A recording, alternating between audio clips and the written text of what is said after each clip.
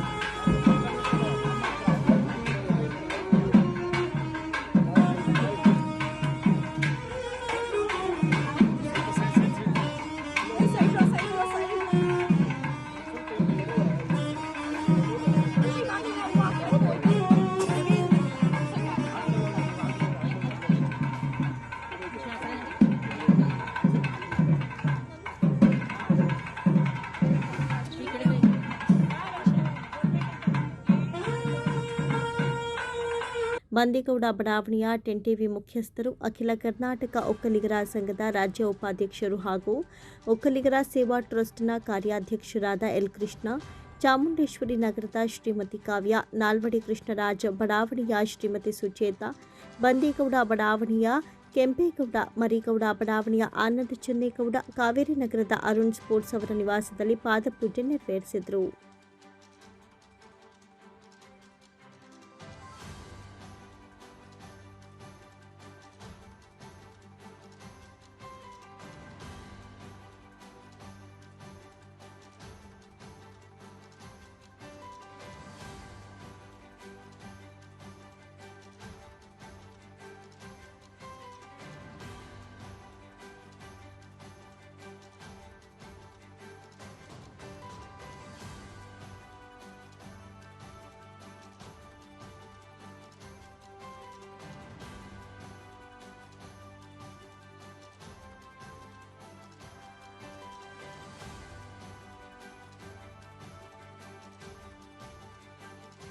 ಇದೇ ವೇಳೆ ಟೆಂಟಿವಿ ಮುಖ್ಯಸ್ಥರಾದ ಎಲ್ ಕೃಷ್ಣ ಅವರ ನಿವಾಸಕ್ಕೆ ಶಾಸಕ ಪಿ ರವಿಕುಮಾರ್ ಗೌಡ ಅವರು ಪಾದಪೂಜೆ ಕಾರ್ಯಕ್ರಮದಲ್ಲಿ ಪಾಲ್ಗೊಂಡು ಶ್ರೀಗಳಿಂದ ಆಶೀರ್ವಾದ ಪಡೆದರು.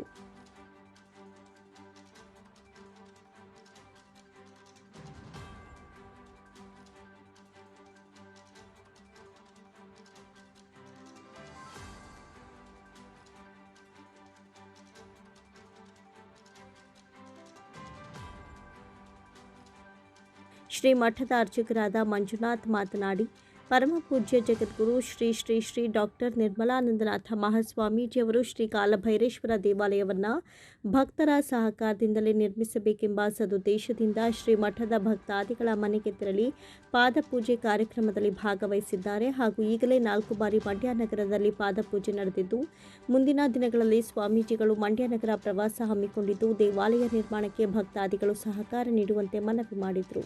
ಶ್ರೀ ಆದಿಚುಂಚನಗಿರಿ ಮಹಾಸಂಸ್ಥಾನ ಮಠದ ವತಿಯಿಂದ ಮಂಡ್ಯ ನಗರದ ಬಂದೀಗೌಡ ಬಡಾವಣೆಯಲ್ಲಿ ನಿರ್ಮಾಣವಾಗುತ್ತಿರುವ ಶ್ರೀ ಕಾಲಭೈರವೇಶ್ವರ ಸ್ವಾಮಿ ದೇವಾಲಯ ಪರಮಪೂಜ್ಯರು ದೇವಾಲಯವನ್ನು ಭಕ್ತರ ಸಹಕಾರದಿಂದಲೇ ನಿರ್ಮಿಸಬೇಕೆಂದು ಶ್ರೀಮಠದ ಸದ್ಭಕ್ತರಾದ ಮಂಡ್ಯ ನಗರದ ಮನೆಗಳಿಗೆ ತೆರಳಿ ಪಾದಪೂಜೆಯೊಂದಿಗೆ ಅವರ ಸಹಕಾರದೊಂದಿಗೆ ಶ್ರೀ ಕಾಲಭೈರೇಶ್ವರ ಸ್ವಾಮಿ ದೇವಾಲಯವನ್ನು ನಿರ್ಮಾಣ ಮಾಡಲು ಇಚ್ಛಿಸಿದ್ದಾರೆ. ಇದೇ ರೀತಿ ಆಲೆ 3-4 ಟೈಮು ಸ್ವಾಮೀಜಿಯವರು ಮಂಡ್ಯ ನಗರದಲ್ಲಿ ಪಾದಪೂಜೆಯನ್ನು ನೆರವೇರಿಸಿ 4-6 ಭಕ್ತರ ಮನೆಗೆ ಭೇಟಿ ಕೊಟ್ಟಿದ್ದರು. ನಮ್ಮ ಇಂಜಿನಿಯರ್ಗಳಿದ್ದಾರೆ ಅವರು, ಹಾಗೂ ಈ ನಮ್ಮ 10 ವಾಹಿನಿಯ ಶ್ರೀ ಎಲ್ ಕೃಷ್ಣರವರ ಮನೆಗೆ ಅವರು ಸಹ ಮನೆಗೆ ಆಹ್ವಾನ ಕೊಟ್ಟು ಪರಮ ಪೂಜ್ಯರನ್ನು ಭಾಳ ಶ್ರದ್ಧಾಭಕ್ತಿಯಿಂದ ಪೂಜೆ ಪುರಸ್ಕಾರಗಳನ್ನು ನೆರವೇರಿಸಿ ದೇವಾಲಯಕ್ಕೆ ಸಹಕಾರವನ್ನು ಕೊಟ್ಟರು. ಹಾಗೆ ಬನ್ನಿಗೌಡ ಬಡಾವಣೆ ಮತ್ತೊಬ್ಬ ಭಕ್ತರಾದ ನಮ್ಮ ಕೆಂಪಲಿಂಗೇಗೌಡರು ಹಾಗೂ ಅರುಣ್ ಸ್ಪೋರ್ಟ್ಸ್ ಅಂತ ಇದೆ, ಆ ಭಕ್ತರು ಅರುಣ್ ಅವರು ಎಲ್ಲ ಶ್ರೀಮಠದ ಸದ್ಭಕ್ತರು ದೇವಾಲಯ ನಿರ್ಮಾಣಕ್ಕೆ ತುಂಬ ಸಹಕಾರ ಮಾಡಿದ್ದಾರೆ. ಪರಮ ಪೂಜ್ಯರು ದೇವಾಲಯ ನಿರ್ಮಾಣವನ್ನು ಭಕ್ತರ ಸಹಕಾರದಿಂದಲೇ ನಿರ್ಮಾಣ ಮಾಡಬೇಕೆಂದು ಇಚ್ಛಿಸಿದ್ದಾರೆ. ಹೀಗಾಗಿ ಮುಂದಿನ ದಿನಗಳಲ್ಲಿ ಮತ್ತೆ ಮಂಡ್ಯ ನಗರದ ಪ್ರವಾಸ ಕೈಗೊಳ್ಳುತ್ತಾರೆ.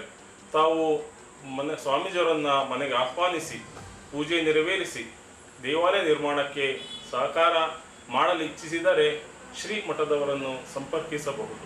ಈ ಸಂದರ್ಭದಲ್ಲಿ ಸ್ನೇಹಿತರು, ಕುಟುಂಬ ವರ್ಗದವರು ಹಾಗೂ ಒಕ್ಕಲಿಗರ ಸೇವಾ ಟ್ರಸ್ಟ್, ಅಖಿಲ ಕರ್ನಾಟಕ ಒಕ್ಕಲಿಗರ ಸಂಘದ ಪದಾಧಿಕಾರಿಗಳು ಹಾಜರಿದ್ದರು. ಎಸ್ಎಫ್ಸಿ ಅನುದಾನದಲ್ಲಿ ಮಂಡ್ಯ ನಗರಸಭಾ ವ್ಯಾಪ್ತಿಯ 600 ಕೋಟಿ ರೂಪಾಯಿ ಮೊತ್ತದ ಪ್ಯಾಕೇಜ್ ಕಾಮಗಾರಿಗಳಲ್ಲಿ ಹೊಸಹಳ್ಳಿಯಿಂದ ಹನಿಯಂಬಾಡಿ ಮುಖ್ಯ ರಸ್ತೆಯ ಅಭಿವೃದ್ಧಿ ಕಾಮಗಾರಿಗೆ ಮಂಡ್ಯ ವಿಧಾನಸಭಾ ಕ್ಷೇತ್ರದ ಶಾಸಕ ಪಿ ರವಿಕುಮಾರ್ ಗೌಡ ಗುದ್ದಲಿ ಪೂಜೆ ನೆರವೇರಿಸಿದರು.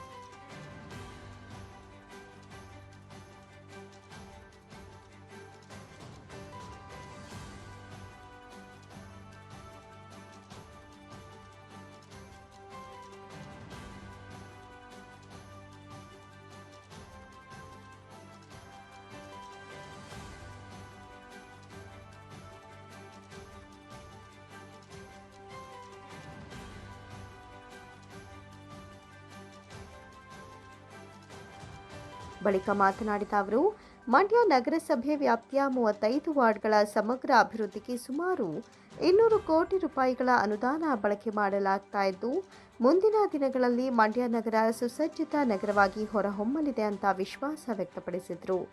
ಜಿಲ್ಲಾ ಕೇಂದ್ರವಾಗಿರುವ ಮಂಡ್ಯ ನಗರ ನಿರೀಕ್ಷಿತ ಅಭಿವೃದ್ಧಿ ಕಂಡಿಲ್ಲ. ನಗರ ವ್ಯಾಪ್ತಿಯಲ್ಲಿ ಹಾದು ಹೋಗುವ ಪ್ರಮುಖ ರಸ್ತೆಗಳಲ್ಲಿ ತೀರಾ ಹದಗೆಟ್ಟ ಸ್ಥಿತಿಯಲ್ಲಿವೆ.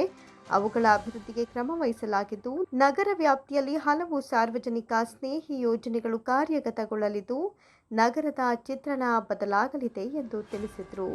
ಮುಖ್ಯಮಂತ್ರಿಗಳ ವಿಶೇಷ ಅನುದಾನದಲ್ಲಿ ಪ್ರಮುಖ ರಸ್ತೆಗಳ ಆಧುನೀಕರಣ ಹಾಗೂ ಚರಂಡಿ ಅಭಿವೃದ್ಧಿಗೆ ಯೋಜನೆ ರೂಪಿಸಲಾಗಿದ್ದು, 9 ಕೋಟಿ ರೂಪಾಯಿ ವೆಚ್ಚದಲ್ಲಿ ಹೊಸಹಳ್ಳಿ ಸಂಪರ್ಕ ರಸ್ತೆ ಮತ್ತು ಹೊಳಲು ವೃತ್ತದ ಸಂಪರ್ಕ ರಸ್ತೆ ಅಭಿವೃದ್ಧಿಪಡಿಸಿ ಅತ್ಯಾಧುನಿಕ ರೀತಿಯ ವಿದ್ಯುತ್ ದೀಪ ಅಳವಡಿಕೆ, ಫುಟ್ಪಾತ್ ನಿರ್ಮಾಣಕ್ಕೆ ಕ್ರಮ ವಹಿಸಲಾಗುತ್ತೆ ಅಂತ ತಿಳಿಸಿದರು.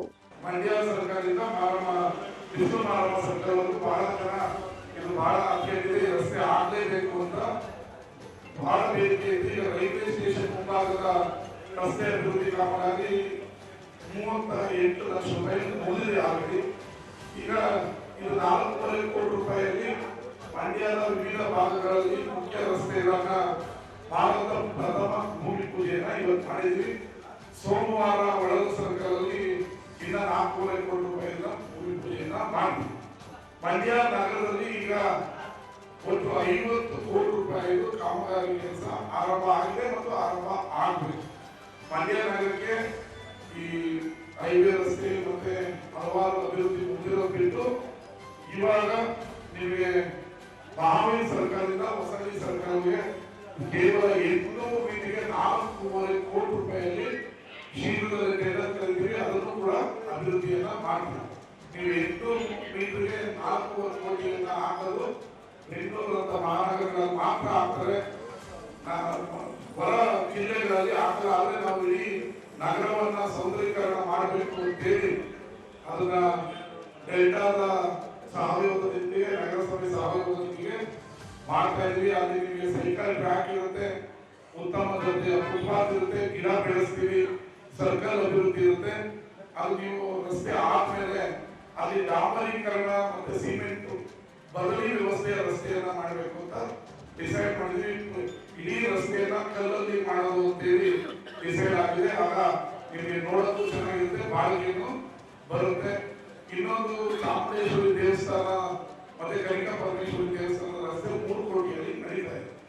ಅದರ ಮುಂದುವರೆದ ಹಾಗೆ ಚಾಮುಂಡೇಶ್ವರಿಯಿಂದ ಗೌರಿಶಂಕರ ನಮ್ಮ ಕ್ಷೇತ್ರದ ಭಾಗವರೆಗೂ ಕೇವಲ 900 ಮೀಟರ್ಗೆ 6.5 ಕೋಟಿ ರೂಪಾಯಿಯಲ್ಲಿ ಆ ರಸ್ತೆಯನ್ನು ಕೂಡ ಉತ್ತಮ ದರ್ಜೆಯಲ್ಲಿ ಅಭಿವೃದ್ಧಿಯನ್ನ ಮಾಡ್ತೀವಿ. ಈಗ 9 ಕೋಟಿಯಲ್ಲಿ ಎಲ್ಲಿ ಈ ರೀತಿಯ ಮುಖ್ಯ ರಸ್ತೆಗಳು ಅಗೇಟಿದ್ದು ಆ ರಸ್ತೆಗಳನ್ನ ತಗೊಂಡಿದ್ವಿ. ಈಗ ನಾಳೆಯಿಂದಲೇ ಕೆಲಸ ಆಗುತ್ತೆ. ಶೀಘ್ರದಲ್ಲೇ ಇದರೆಲ್ಲ ಜನರಿಗೆ ಓಡಾಡಕ್ಕೂ ಅನುಕೂಲ ಆಗ್ತದೆ. ಇದರಲ್ಲಿ ಇನ್ನೊಂದು ಮುಖ್ಯವಾಗಿ ನೀವು ಇವತ್ತು ಮಹಾವೀರ್ ಸರ್ಕಲ್ ಮತ್ತೆ ಯೂನಿವರ್ಸಿಟಿ ಸರ್ಕಲ್ ಏನು ಹೈಟೆಕ್ ನಾಮಫಲಕ ನೋಡ್ತಾ ಇದ್ರಿ, ಅದಕ್ಕೂ ಕೂಡ ಇಲ್ಲಿ ಪ್ರಾವಿಷನ್ ಮಾಡಿಕೊಂಡು ಎಲ್ಲ ಮುಖ್ಯ ರಸ್ತೆಗಳಿಗೆ ಹೈಟೆಕ್ ಆದಂತ ನಾಮಫಲಕವನ್ನು ಕೂಡ ಅಳವಡಿಸ್ತೀವಿ. ಇದರ ಜೊತೆಗೆ 3ನೇ ವಾರ್ಡ್ನ 1 ವಾರ್ಡ್ ಅಭಿವೃದ್ಧಿಗೆ 10 ಕೋಟಿ ರೂಪಾಯಿಯನ್ನ ಬಿಡುಗಡೆ ಆಗಿದೆ. ಅದರ ಟೆಂಡರ್ ಶೀಘ್ರದಲ್ಲೇ ಮಾಡಿ ಇಡೀ 3ನೇ ವಾರ್ಡನ್ನ 10 ಕೋಟಿಯಲ್ಲಿ 1 ವಾರ್ಡ್ಗೆ 10 ಕೋಟಿ ಹಾಕಿ ಇಡೀ ವಾರ್ಡ್ನ ಸಮಗ್ರ ಅಭಿವೃದ್ಧಿಯನ್ನ ಮಾಡ್ತಾ ಇದ್ವಿ. ಈ ಸಂದರ್ಭದಲ್ಲಿ ನಗರಸಭೆ ಅಧ್ಯಕ್ಷ ಎಂವಿ ಪ್ರಕಾಶ್, ಉಪಾಧ್ಯಕ್ಷ ಅರುಣ್ ಕುಮಾರ್, ಮಾಜಿ ಅಧ್ಯಕ್ಷ ಎಚ್ಎಸ್ ಮಂಜು, ಸದಸ್ಯೆ ಪವಿತ್ರ ಬೋರೇಗೌಡ, ಪೌರಾಯುಕ್ತೆ ಪಂಪಾಶ್ರೀ, ತಾಲೂಕು ಗ್ಯಾರಂಟಿ ಯೋಜನೆಗಳ ಅನುಷ್ಠಾನ ಸಮಿತಿ ಅಧ್ಯಕ್ಷ ರುದ್ರಪ್ಪ ಸೇರಿದಂತೆ ಹಲವು ಮುಖಂಡರು, ಗ್ರಾಮಸ್ಥರು ಹಾಜರಿದ್ದರು.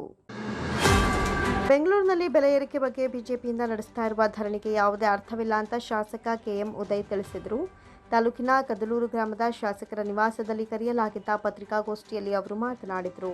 ಬಿಜೆಪಿ ನೇತೃತ್ವದ ಕೇಂದ್ರ ಸರ್ಕಾರದಿಂದ ಯಾವುದೇ ಬೆಲೆ ಏರಿಕೆ ಮಾಡಿಲ್ಲವೇ ಅಂತ ಪ್ರಶ್ನಿಸಿದ ಅವರು, ನಾವು ಚಿಕ್ಕವರಿದ್ದಾಗ 10 ರೂಪಾಯಿಗೆ ಪೆಟ್ರೋಲ್ ಹಾಕಿಸಿಕೊಳ್ತಾ ಇದ್ವಿ, ಈಗಲೂ ಅಷ್ಟೇ ಇದೆಯೇ? ಆಗಿನಿಂದ ಬಂದ ಸರ್ಕಾರಗಳು ಬೆಲೆ ಏರಿಕೆ ಮಾಡಿಲ್ವೇ? ಕೇವಲ ರಾಜ್ಯ ಸರ್ಕಾರದ ಮೇಲೆ ಗೂಬೆ ಕೂರಿಸೋದಕ್ಕೆ ಹೀಗೆಲ್ಲ ಬೀದಿ ನಾಟಕ ಮಾಡ್ತಿದ್ದಾರೆ ಎಂದರು. ಮುಖ್ಯಮಂತ್ರಿ ಸಿದ್ದರಾಮಯ್ಯರವರ ಮುಡಾ ಪ್ರಕರಣದ ವಿಷಯದಲ್ಲಿ ಲೋಕಾಯುಕ್ತ ವರದಿಯನ್ನು ಮರುಪರಿಶೀಲನೆ ಮಾಡಲು ಇಡಿ ಹೇಳಿದೆಯಲ್ಲ ಎನ್ನುವಂಥ ಪ್ರಶ್ನೆಗೆ ಉತ್ತರಿಸಿದ ಅವರು, ಇಡಿ ಎಲ್ಲ ನೈಟ್ ಬೀಟ್ ಪೊಲೀಸಿದ್ದ ಹಾಗೆ ಈ ಬಗ್ಗೆ ಮುಖ್ಯಮಂತ್ರಿಗಳು ತಲೆ ಕೆಡಿಸಿಕೊಳ್ಳುವುದಿಲ್ಲ ಎಂದರು. ಮಾಜಿ ಶಾಸಕ ಡಿಸಿ ತಮ್ಮಣ್ಣ ಅವರು ಕೆಎಂ ದೊಡ್ಡಿಯಲ್ಲಿ ಹಿಂದಿನಿಂದ ಸರ್ಕಾರಿ ಶಾಲೆಗೆ ನೀಡಿದ ಜಾಗವನ್ನು ಶಿಕ್ಷಣ ಇಲಾಖೆಯಿಂದ ಮರಳಿ ಕೇಳಲಾದ ಬಗ್ಗೆ ಪ್ರತಿಕ್ರಿಯಿಸಿದ ಅವರು, ಅವಿದ್ಯಾವಂತರಿಗಾದರೆ ಹೇಳಬಹುದು, ಶಾಸಕರಾಗಿದ್ದವರು ಆಗ ಆ ವಿಷಯವನ್ನೇ ಭಾಷಣಗಳಲ್ಲಿ ಎಷ್ಟೋ ಬಾರಿ ಹೊಗಳಿಕೆಗೆ ಹೇಳಿಕೊಳ್ತಾ ಇದ್ರು, ಈಗ ಯಾಕೆ ಹೀಗೆ ಹೇಳ್ತಿದ್ದಾರೆ ಅಂತ ಜನರಿಗೆ ತಿಳಿಸಲಿ ಎಂದರು. ಈಗ ಇವರು ಸಚಿವರು, ಅವರು ಕೇಂದ್ರದಲ್ಲಿ ಸಚಿವರು, ಏನೋ ಅಫಿಷಿಯಲ್ ವಿಚಾರವಾಗಿ ಹೋಗಿರ್ತಾರೆ, ಸಿಕ್ಕಾಗ ಭೇಟಿ ಮಾಡಿ ಮಾತಾಡಿರ್ತಾರೆ, ಆಫೀಸ್ ಕಚೇರಿಯಲ್ಲಿ ಸಿಕ್ಕಿರ್ತಾರೆ. ಅದಕ್ಕೆಲ್ಲ ಏನು ಕುಮಾರಸ್ವಾಮಿ ಅವರು ನಮ್ಮ ಪಕ್ಷಕ್ಕೆ ಏನು ಸಂಬಂಧ? ಸರ್, ಒಪ್ಪಂದದ ಬಗ್ಗೆ ಕೇಂದ್ರ ಸರ್ಕಾರ ಅನುಮೋದನೆ ಪಡ್ಕೊಳ್ಳೋಕೆ ಮಾಡ್ತಾ ಇದೆ. ಇವತ್ತು ಸದನದಲ್ಲಿ ಅಂಗೀಕಾರ ಸಾಧ್ಯತೆ ಇದೆ. ಅದೇನಾಗುತ್ತೋ ನಾವು ಲೋಕಸಭೆಗೆ ಹೋಗಲ್ಲ, ಏನು ನಿರ್ಧಾರ ಮಾಡ್ತಾರೆ ನೋಡೋಣ. ವಿರೋಧ ಮಾಡ್ತಾರೆ ಸರ್. ಈಗ ನೀವು ಸಹಮತ ಇದೆಯಾ? ಈಗ ಲೋಕಸಭೆ ವಿಚಾರದ ಬಗ್ಗೆ ನಾವು ಇಲ್ಲಿ ಚರ್ಚೆ ಮಾಡೋಕ್ಕಾಗಲ್ಲ, ಅವರು ತೀರ್ಮಾನ ತಗೋತಾರೆ. ಪ್ರಶ್ನೆ ಮಾಡಬೇಕಲ್ವ ನೀವು? ಫಸ್ಟ್ ಅದನ್ನು ನೀವೇ ಹೇಳಿಕೆ ತಗೊಂಡು ಬರ್ದಿದ್ದೀರಾ, ನೀವು ಅವ್ರನ್ನ ಪ್ರಶ್ನೆ ಮಾಡಬೇಕಲ್ವ? ನಾವು ಈಗ ಮಾಡಿದ್ರೆ ಟೀಕೆ ಅಂತಾರೆ, ಅದಕ್ಕೆ ಈಗ ಜನ ಅದಕ್ಕೆ ಉತ್ತರ ಕೊಡಲಿ. ಅವರೇ ಅದನ್ನು ಏನು ಹಿಂದೆ ಹೇಳಿಕೆಯನ್ನು ಸಮರ್ಥಿಸ್ಕೋತಾರ ಅಥವಾ ಮಕ್ಕಳನ್ನ ಬೀದಿ ಪಾಲು ಮಾಡ್ತಾರೆ, ಅದ್ರ ಬಗ್ಗೆ ನಿರ್ಧಾರ ಮಾಡಲಿ. ಅವರು ಕಾನೂನು ಪ್ರಕಾರ ಏನು ಮಾಡಬೇಕು ಅದೇನು ಅನ್ನೋದನ್ನ ನಾವು ಡಿ ಸಿ ಅವ್ರ ಜೊತೆ ಚರ್ಚೆ ಮಾಡಿ ಮುಂದಿನ ಕ್ರಮ ವಹಿಸ್ತೀವಿ. ಇಲ್ಲ, ಏಕಾಏಕಿ ಬದಲಿ ವ್ಯವಸ್ಥೆ ಮಾಡಲಿಕ್ಕಾಗಲ್ಲ. ಯಾಕೆಂದರೆ ಏನು 1 ರೂಮು 2 ರೂಮ್ನಲ್ಲಿ ಆಗುವಂಥದ್ದಲ್ಲ, ಎಲ್ಲೋ ಒಂದು ಕಡೆ ವ್ಯವಸ್ಥೆ ಮಾಡಲಿಕ್ಕೆ. ಇದು ಒಂದು ಸಾಲಿನೇ ಶಿಫ್ಟ್ ಮಾಡುವಂಥದ್ದು. ಸೊ ಹಂಗಾಗಿ ಏಕಾಏಕಿ 1 ತಿಂಗಳಿಗೆ 2 ತಿಂಗಳಿಗೆ ಅದೆಲ್ಲ ಆಗುವಂಥದ್ದಲ್ಲ. ಬರೀ ಕಟ್ಟಡ ಕಟ್ಟಬೇಕು ಅಂದರೆ 1.5-2 ವರ್ಷ ಬೇಕು. 2 ವರ್ಷ ಎಲ್ಲ ಆಗಿ 1-2 ವರ್ಷಕ್ಕಿಂತ ಮೊದಲು ಅರ್ಲಿಯಾಗಿ ಯಾವುದೂ ಆಗಲ್ಲ. ಅದ್ರ ಬಗ್ಗೆ ನಾವು ಚರ್ಚೆ ಮಾಡ್ತೀವಿ. ಆ ವಿಚಾರದಲ್ಲಿ ಈಗ ಪೋಷಕರು ಮತ್ತು ವಿದ್ಯಾರ್ಥಿಗಳಿಗೆ ತಾವೇನು ಹೇಳಿದ್ರೆ? ಪೋಷಕರು ವಿದ್ಯಾರ್ಥಿಗಳು ಏನು ಆತಂಕ ಪಡೋದು ಬೇಡ, ಅವರ ನೆರವಿಗೆ ನಗುತ್ತೆ. ವಿದ್ಯಾರ್ಥಿಗಳ ಭವಿಷ್ಯಕ್ಕೆ ಏನು ಅಂತ ಸಂದರ್ಭದಲ್ಲಿ ಕ್ರಮ ತಗೊಳ್ಬೇಕು. ನಾವು ಅವ್ರ ವಿದ್ಯಾಭ್ಯಾಸಕ್ಕೆ ಕೊರತೆ ಆಗಲಿಲ್ಲ ನಾವು ನೋಡ್ಕೊತೀವಿ ಸರ್. ಆಗಿಂದ ಸುಮ್ಮನಿದ್ಬಿಟ್ಟು ಇವಾಗ ಉದ್ದೇಶ ನೀವು ಅವ್ರನ್ನ ಕ್ವಶನ್ ಮಾಡಬೇಕು. ಯಾವ ರಾಜಕೀಯವಾಗಿದ್ದರೂ ಏನೋ ನಾನು ಏನೋ ಕೊಟ್ಟಿದ್ದೀನಿ ಅಂತ ತೋರಿಸ್ಕೊಳ್ಳೋಕೆ ಬಿಂಬಿಸ್ಕೊಳ್ಳೋಕೆ ಕೊಟ್ಟಿದ್ರು ಅನಿಸುತ್ತೆ. ಇವಾಗ ಇಲ್ವಲ್ಲ, ಬಹುಶಃ ಏನೋ ರಿಟೈರ್ಡ್ ಆಗ್ತಾ ಇದ್ದೀನಿ ಅಂತ ಏನಾದ್ರು ಆ ಥರದಲ್ಲಿ ಏನಾದ್ರು ಆಸ್ತಿ ನಾವು ಉಳಿಸ್ಕೊಳ್ಳೋ ಯಾಕೆ ಕೊಡಬೇಕು ಪಬ್ಲಿಕ್ಸ್ಗೆ, ನ್ಯೂಸ್ಗೆ, ಶಾಲೆಗೆ ಅನ್ನೋ ಉದ್ದೇಶ ಇರ್ಬೋದು. ನಮ್ಮ ಪ್ರಕಾರ ಈಗ ರಾಜಕೀಯ ರಿಟೈರ್ಡ್ ಆಯ್ತಾರೆ ಅವರು ಅಂತೀವಿ. ಅಲ್ಲ, ಈ ನಿರ್ಧಾರ ತಗೊಂಡ್ಮೇಲೆ ಈಗ ಅದೇನು ಇಂಡೈರೆಕ್ಟಾಗಿ ಹೇಳ್ದಂಗೆ ಅಲ್ವಾ. ಈ ವೇಳೆ ತಾಲೂಕು ಬ್ಲಾಕ್ ಕಾಂಗ್ರೆಸ್ ಅಧ್ಯಕ್ಷ ಚೆಲುವರಾಜು, ಭಾರತೀನಗರ ಬ್ಲಾಕ್ ಕಾಂಗ್ರೆಸ್ ಅಧ್ಯಕ್ಷ ರಾಜೀವ್, ಮನ್ಮೂಲ್ ನಿರ್ದೇಶಕ ಹರೀಶ್, ಡಿಸಿಸಿ ಬ್ಯಾಂಕ್ ನಿರ್ದೇಶಕ ಸಂದರ್ಶ, ಗ್ಯಾರಂಟಿ ಅನುಷ್ಠಾನ ಮಂಡಳಿಯ ತಾಲೂಕು ಅಧ್ಯಕ್ಷ ಬಸವರಾಜು ಸೇರಿದಂತೆ ಹಲವರು ಹಾಜರಿದ್ದರು. ಮದ್ಯ ಮಾರಾಟಗಾರರ ವಿವಿಧ ಬೇಡಿಕೆಗಳನ್ನು ಸರ್ಕಾರ ಈಡೇರಿಸುವಂತೆ ಆಗ್ರಹಿಸಿ ಮಂಡ್ಯ ಜಿಲ್ಲಾ ಮದ್ಯ ಮಾರಾಟಗಾರರ ಸಂಘದ ವತಿಯಿಂದ ಜಿಲ್ಲಾಧ್ಯಕ್ಷ ಎಚ್.ಪಿ. ಮಹೇಶ್ ಅವರ ನೇತೃತ್ವದಲ್ಲಿ ಮದ್ಯ ಮಾರಾಟಗಾರರು ಅಪರ ಜಿಲ್ಲಾಧಿಕಾರಿ ಪಿಸಿ ಶಿವಾನಂದ ಮೂರ್ತಿ ಅವರ ಮೂಲಕ ಸರ್ಕಾರಕ್ಕೆ ಮನವಿ ಪತ್ರ ಸಲ್ಲಿಸಿದರು. ಈ ಸಂದರ್ಭದಲ್ಲಿ ಮಾತನಾಡಿದ ಜಿಲ್ಲಾಧ್ಯಕ್ಷ ಎಚ್.ಪಿ. ಮಹೇಶ್, ಚಿಲ್ಲರೆ ಮದ್ಯ ಮಾರಾಟದ ಮೇಲೆ ಕನಿಷ್ಠ ಶೇಕಡ 20% ಲಾಭಾಂಶ ನೀಡಬೇಕು, ಹೆಚ್ಚುವರಿ ಶುಲ್ಕವನ್ನು ಕಡಿಮೆ ಮಾಡಬೇಕು, ಯಾವುದೇ ಕಾರಣಕ್ಕೂ ಸನ್ನದು ಶುಲ್ಕವನ್ನು ಹೆಚ್ಚಳ ಮಾಡಬಾರದು. ಇತ್ತೀಚಿನ ದಿನಗಳಲ್ಲಿ ಸನ್ನದುಗಳ ಸಂಖ್ಯೆ ಮಾತ್ರ ಹೆಚ್ಚಳ ಆಗಿರುವುದನ್ನು ಬಿಟ್ಟರೆ ಮದ್ಯ ಮಾರಾಟ ಗಣನೀಯವಾಗಿ ವೃದ್ಧಿಯಾಗಿಲ್ಲ. ಸರ್ಕಾರ ಆದಾಯ ಮಾಡಿಕೊಳ್ಳಲು ನಿಯಮಗಳನ್ನು ಗಾಳಿಗೆ ತೂರಿದೆ. ಅಬಕಾರಿ ಕಾಯ್ದೆಗೆ 2005ರಲ್ಲಿ ತಂದ ತಿದ್ದುಪಡಿಯನ್ನು ಮರುಪರಿಶೀಲಿಸಬೇಕು. ಎಂಎಸ್ಐಎಲ್ ಸನ್ನದು ಕುರಿತು ನ್ಯಾಯಸಮ್ಮತ ತೀರ್ಮಾನ ಕೈಗೊಳ್ಳಬೇಕು. ಲೈಸೆನ್ಸ್ಗಳಿಗೆ ತೊಂದರೆ ಕೊಡಬಾರದು. ಲೈಸೆನ್ಸ್ದಾರರ ಬೇಡಿಕೆಗಳನ್ನು ತಕ್ಷಣ ಸರ್ಕಾರ ಈಡೇರಿಸಬೇಕು ಅಂತ ಮದ್ಯ ಮಾರಾಟಗಾರರು ಒತ್ತಾಯಿಸಿದರು. ಮಂಡ್ಯ ಜಿಲ್ಲಾ ಅಬಕಾರಿ ಜಿಲ್ಲಾಧಿಕಾರಿ ನಾಗಶಯನ ಅವರ ಮಾರ್ಗದರ್ಶನದಲ್ಲಿ ಲೈಸೆನ್ಸ್ದಾರರು ಕೆಲಸ ಮಾಡ್ತಾ ಇದ್ದು, ಅಧಿಕಾರಿಗಳಿಂದ ಯಾವುದೇ ಕಿರುಕುಳ ಇಲ್ಲ. ಸರ್ಕಾರದ ಕ್ರಮಗಳಿಂದ ಲೈಸೆನ್ಸ್ದಾರರಿಗೆ ತೊಂದರೆಯಾಗ್ತಾ ಇದೆ ಅಂತ ಹೇಳಿದರು. ಮಂಡ್ಯ ಜಿಲ್ಲಾ ಮದ್ಯ ಮಾರಾಟಗಾರರ ಸಂಘದ ಪರವಾಗಿ ಮತ್ತು ನಮ್ಮ ಕರ್ನಾಟಕ ರಾಜ್ಯದ ಏನು ಎಲ್ಲ ಮದ್ಯ ಮಾರಾಟಗಾರರ ಸಂಘದ ಪರವಾಗಿ ಇವತ್ತು ಎಲ್ಲ ಜಿಲ್ಲೆಗಳಲ್ಲೂ ತಮ್ಮ ಬೇಡಿಕೆಗಳನ್ನ ಘನತೆವೆತ್ತ ಸರ್ಕಾರ ಈಡೇರಿಸಬೇಕು. ತುಂಬ ನಮ್ಮ ಲೈಸೆನ್ಸಿಗಳು ತುಂಬ ತೊಂದರೆಯಲ್ಲಿದ್ದಾರೆ. ಅವ್ರಿಗೆ ಕೊಡ್ತಿರ್ತಕ್ಕಂಥ ಸರ್ಕಾರದಿಂದ ಬಂದಿರತಕ್ಕಂಥ ಎಲ್ಲ ಸವಲತ್ತುಗಳು ಅವ್ರಿಗೆ ಭಾಳ ಕಷ್ಟವಾಗಿ ಕಾಣಿಸ್ತಾ ಇದೆ. ಹಾಗಾಗಿ ಅದನ್ನು ಲೆಕ್ಕಾಚಾರ ಮಾಡಿ ಮೊನ್ನೆ ಬಜೆಟ್ ಪೂರ್ವಭಾವಿ ಮೀಟಿಂಗ್ನಲ್ಲೂ ನಾವೆಲ್ಲ ರಾಜ್ಯದ ಪದಾಧಿಕಾರಿಗಳು ಸನ್ಮಾನ್ಯ ಮುಖ್ಯಮಂತ್ರಿಗಳಿಗೆ ಮತ್ತು ಸನ್ಮಾನ್ಯ ಅಬಕಾರಿ ಸಚಿವರಿಗೆ ಎಲ್ಲರಿಗೂ ರಿಕ್ವೆಷನ್ ಕೊಟ್ಟು ಅದಕ್ಕೆ ತತ್ಸಂಬಂಧವಾಗಿ ಈ ಬೆಳವಣಿಗೆಗಳನ್ನ ಈಗ ಬಜೆಟ್ ಆದ ನಂತರ ಮಾಡ್ತೀನಿ ಅಂತ ನಮ್ಮ ಮುಖ್ಯಮಂತ್ರಿಗಳು ಮತ್ತು ನಮ್ಮ ಮಾನ್ಯ ರಾಜ್ಯ ಅಬಕಾರಿ ಸಚಿವರು ಹೇಳಿದರು. ಹಾಗಾಗಿ ಮಗದೊಮ್ಮೆ ಅವ್ರಿಗೆ ನಾವೆಲ್ಲ ಜಿಲ್ಲಾವಾರು ನಮ್ಮದು ಏನು ನಮ್ಮ ಸಂಘಟನೆಯ ಮತ್ತು ನಮ್ಮ ಲೈಸೆನ್ಸಿಗಳ ಕಷ್ಟ ಏನಿದೆ ಅದನ್ನು ಸರ್ಕಾರದ ಗಮನಕ್ಕೆ ತರಬೇಕು ಅಂತೇಳಿ ಮಾನ್ಯ ಎಲ್ಲ ಜಿಲ್ಲಾಧಿಕಾರಿಗಳ ಮುಖಾಂತರ ನಾವೆಲ್ಲ ಮನವಿಯನ್ನು ಕೊಟ್ಟು ನಮ್ಮ ಲೈಸೆನ್ಸ್ದಾರರ ಏನು ಬೇಡಿಕೆಗಳಿವೆ ಅವನ್ನ ತತ್ಕ್ಷಣ ಈಡೇರಿಸಬೇಕು ಅಂತೇಳಿ ನಾವೆಲ್ಲ ಮತ್ತು ಬೇಡಿಕೆ ಇಟ್ಟು ಜೊತೆಗೆ ನಮ್ಮ ದಕ್ಷ ಅಧಿಕಾರಿಗಳು ನಮ್ಮ ನಾಗಸೇನಾ ಸಾಹೇಬರು ನಮ್ಮ ಮಂಡ್ಯ ಜಿಲ್ಲೆಯಲ್ಲಿ ನಮ್ಮ ಜಿಲ್ಲಾಧಿಕಾರಿಗಳ ಅಬಕಾರಿ ಜಿಲ್ಲಾಧಿಕಾರಿಗಳಾಗಿ ಇದ್ದಾರೆ. ಅವರ ಮಾರ್ಗದರ್ಶನದಲ್ಲಿ ನಮ್ಮೆಲ್ಲ ಲೈಸೆನ್ಸಿಗಳು ಅವರ ಒಂದು ಮಾರ್ಗದರ್ಶನದಲ್ಲಿ ನಾವೆಲ್ಲ ಹೋಗ್ತಾ ಇದ್ದೀವಿ. ಒಬ್ಬ ದಕ್ಷ ಅಧಿಕಾರಿ ನಮ್ಮ ಜೊತೆ ಇದ್ದಾರೆ. ಹಾಗಾಗಿ ನಮಗೆ ಯಾವುದೇ ಅಧಿಕಾರಿಗಳಿಂದಾಗಲಿ ಮತ್ತೊಂದಾಗಲಿ ಯಾವುದೇ ಕಿರುಕುಳ ಇಲ್ಲ. ಆದರೆ ನಮಗೆ ಆಗ್ತಾ ಇರೋದು ಸರ್ಕಾರದ ಏನು ಕ್ರಮಗಳಿಂದ ಏನು ಲೈಸೆನ್ಸ್ ಫೀಸ್ಗಳನ್ನ ಜಾಸ್ತಿ ಮಾಡೋದು ಮತ್ತು ಟ್ಯಾಕ್ಸ್ಗಳನ್ನ ಜಾಸ್ತಿ ಮಾಡೋದು ಮತ್ತು ಪರ್ಸೆಂಟೇಜ್ ಆಫ್ ಇನ್ಕಮ್, ಏಕೆಂದರೆ IT ಮತ್ತು ಸೇಲ್ಸ್ ಟ್ಯಾಕ್ಸು ಇವೆಲ್ಲ ತುಂಬ ಹೊಡೆತಗಳು, ಸೆಂಟ್ರಲ್ ಎಕ್ಸೈಸ್ ಟ್ಯಾಕ್ಸ್ಗಳು ತುಂಬ ಹೊಡೆತಗಳು ಬೀಳ್ತಾ ಇದೆ. ಪಾಪ ಲೈಸೆನ್ಸ್ದಾರಗಳು ತುಂಬ ಕಷ್ಟದಲ್ಲಿದ್ದಾರೆ. ಅದಕ್ಕೆ ದಯಮಾಡಿ ಮಾನ್ಯ ಘನತೆವೆತ್ತ ಮುಖ್ಯಮಂತ್ರಿಗಳು, ಮಾನ್ಯ ಅಬಕಾರಿ ಸಚಿವರು ತತ್ಸಂಬಂಧ ಎಲ್ಲ ಜಿಲ್ಲೆಯ ಮಂತ್ರಿಗಳು ನಮಗೆ ಸಹಕಾರ ಕೊಡಬೇಕು ಅಂತ ನಾನು ಮಂಡ್ಯ ಜಿಲ್ಲಾ ಮದ್ಯ ಮಾರಾಟಗಾರರ ಪರವಾಗಿ ತುಂಬು ಹೃದಯದ ಬೇಡಿಕೆಯನ್ನು ಜಿಲ್ಲಾಧಿಕಾರಿಗಳ ಮುಖಾಂತರ ಇವತ್ತು ಮನವಿ ಸಲ್ಲಿಸಿದ್ದೀವಿ. ಬೇಡಿಕೆಯನ್ನು ಈಡೇರಿಸ್ಕೊಡ್ಬೇಕು ಅಂತೇಳಿ ಎಲ್ಲರಿಗೂ ಮನವಿ ಮಾಡಿ. ಈ ಸಂದರ್ಭದಲ್ಲಿ ಸತೀಶ್, ಶಿವಕುಮಾರ್, ಅರುಣ್ ಕುಮಾರ್, ಮರಿಗೌಡ, ಜಯರಾಮ್, ದಾಸೇಗೌಡ, ಗೋವಿಂದರಾಜು, ಅಂಬರೀಶ್, ಕೃಷ್ಣಪ್ಪ, ಶಂಕರೇಗೌಡ, ಸತೀಶ್ ಮರ್ಯ ಮತ್ತಿತರರು ಉಪಸ್ಥಿತರಿದ್ದರು. ರೈತ ವಿರೋಧಿ, ಸಂವಿಧಾನ ವಿರೋಧಿ ವಕ್ಫ್ ಕಾಯ್ದೆಯಿಂದ ದೇಶದ ಜನರನ್ನ ರಕ್ಷಿಸಲು ವಕ್ಫ್ ಕಾಯ್ದೆಗೆ ಬಿಲ್ಲನ್ನು ಕೇಂದ್ರ ಸರ್ಕಾರ ಸಂಸತ್ತಿನ ಮಂಡಿಸಿರುವುದು ದೇಶದ ರೈತರಿಗೆ ದೊರೆತ ಜಯವಾಗಿದೆ ಅಂತ ಭಾರತೀಯ ಕಿಸಾನ್ ಸಂಘದ ಕರ್ನಾಟಕ ದಕ್ಷಿಣ ಪ್ರಾಂತದ ಅಧ್ಯಕ್ಷ ರಮೇಶ್ ರಾಜು ಸಂತಸ ವ್ಯಕ್ತಪಡಿಸಿದರು. ಸುದ್ದಿಗೋಷ್ಠಿಯಲ್ಲಿ ಮಾತನಾಡಿದ ಅವರು, ದೇಶದ ರೈತರು ಹಾಗೂ ಸಾರ್ವಜನಿಕರನ್ನ ಪೆಡಂಬೋತದಂತೆ ಕಾಡುತ್ತಿದ್ದ ವಕ್ಫ್ ಕಾಯ್ದೆಗೆ ತಿದ್ದುಪಡಿ ತಂದ ಕೇಂದ್ರ ಸರ್ಕಾರಕ್ಕೆ ಧನ್ಯವಾದಗಳನ್ನು ತಿಳಿಸಿದರು.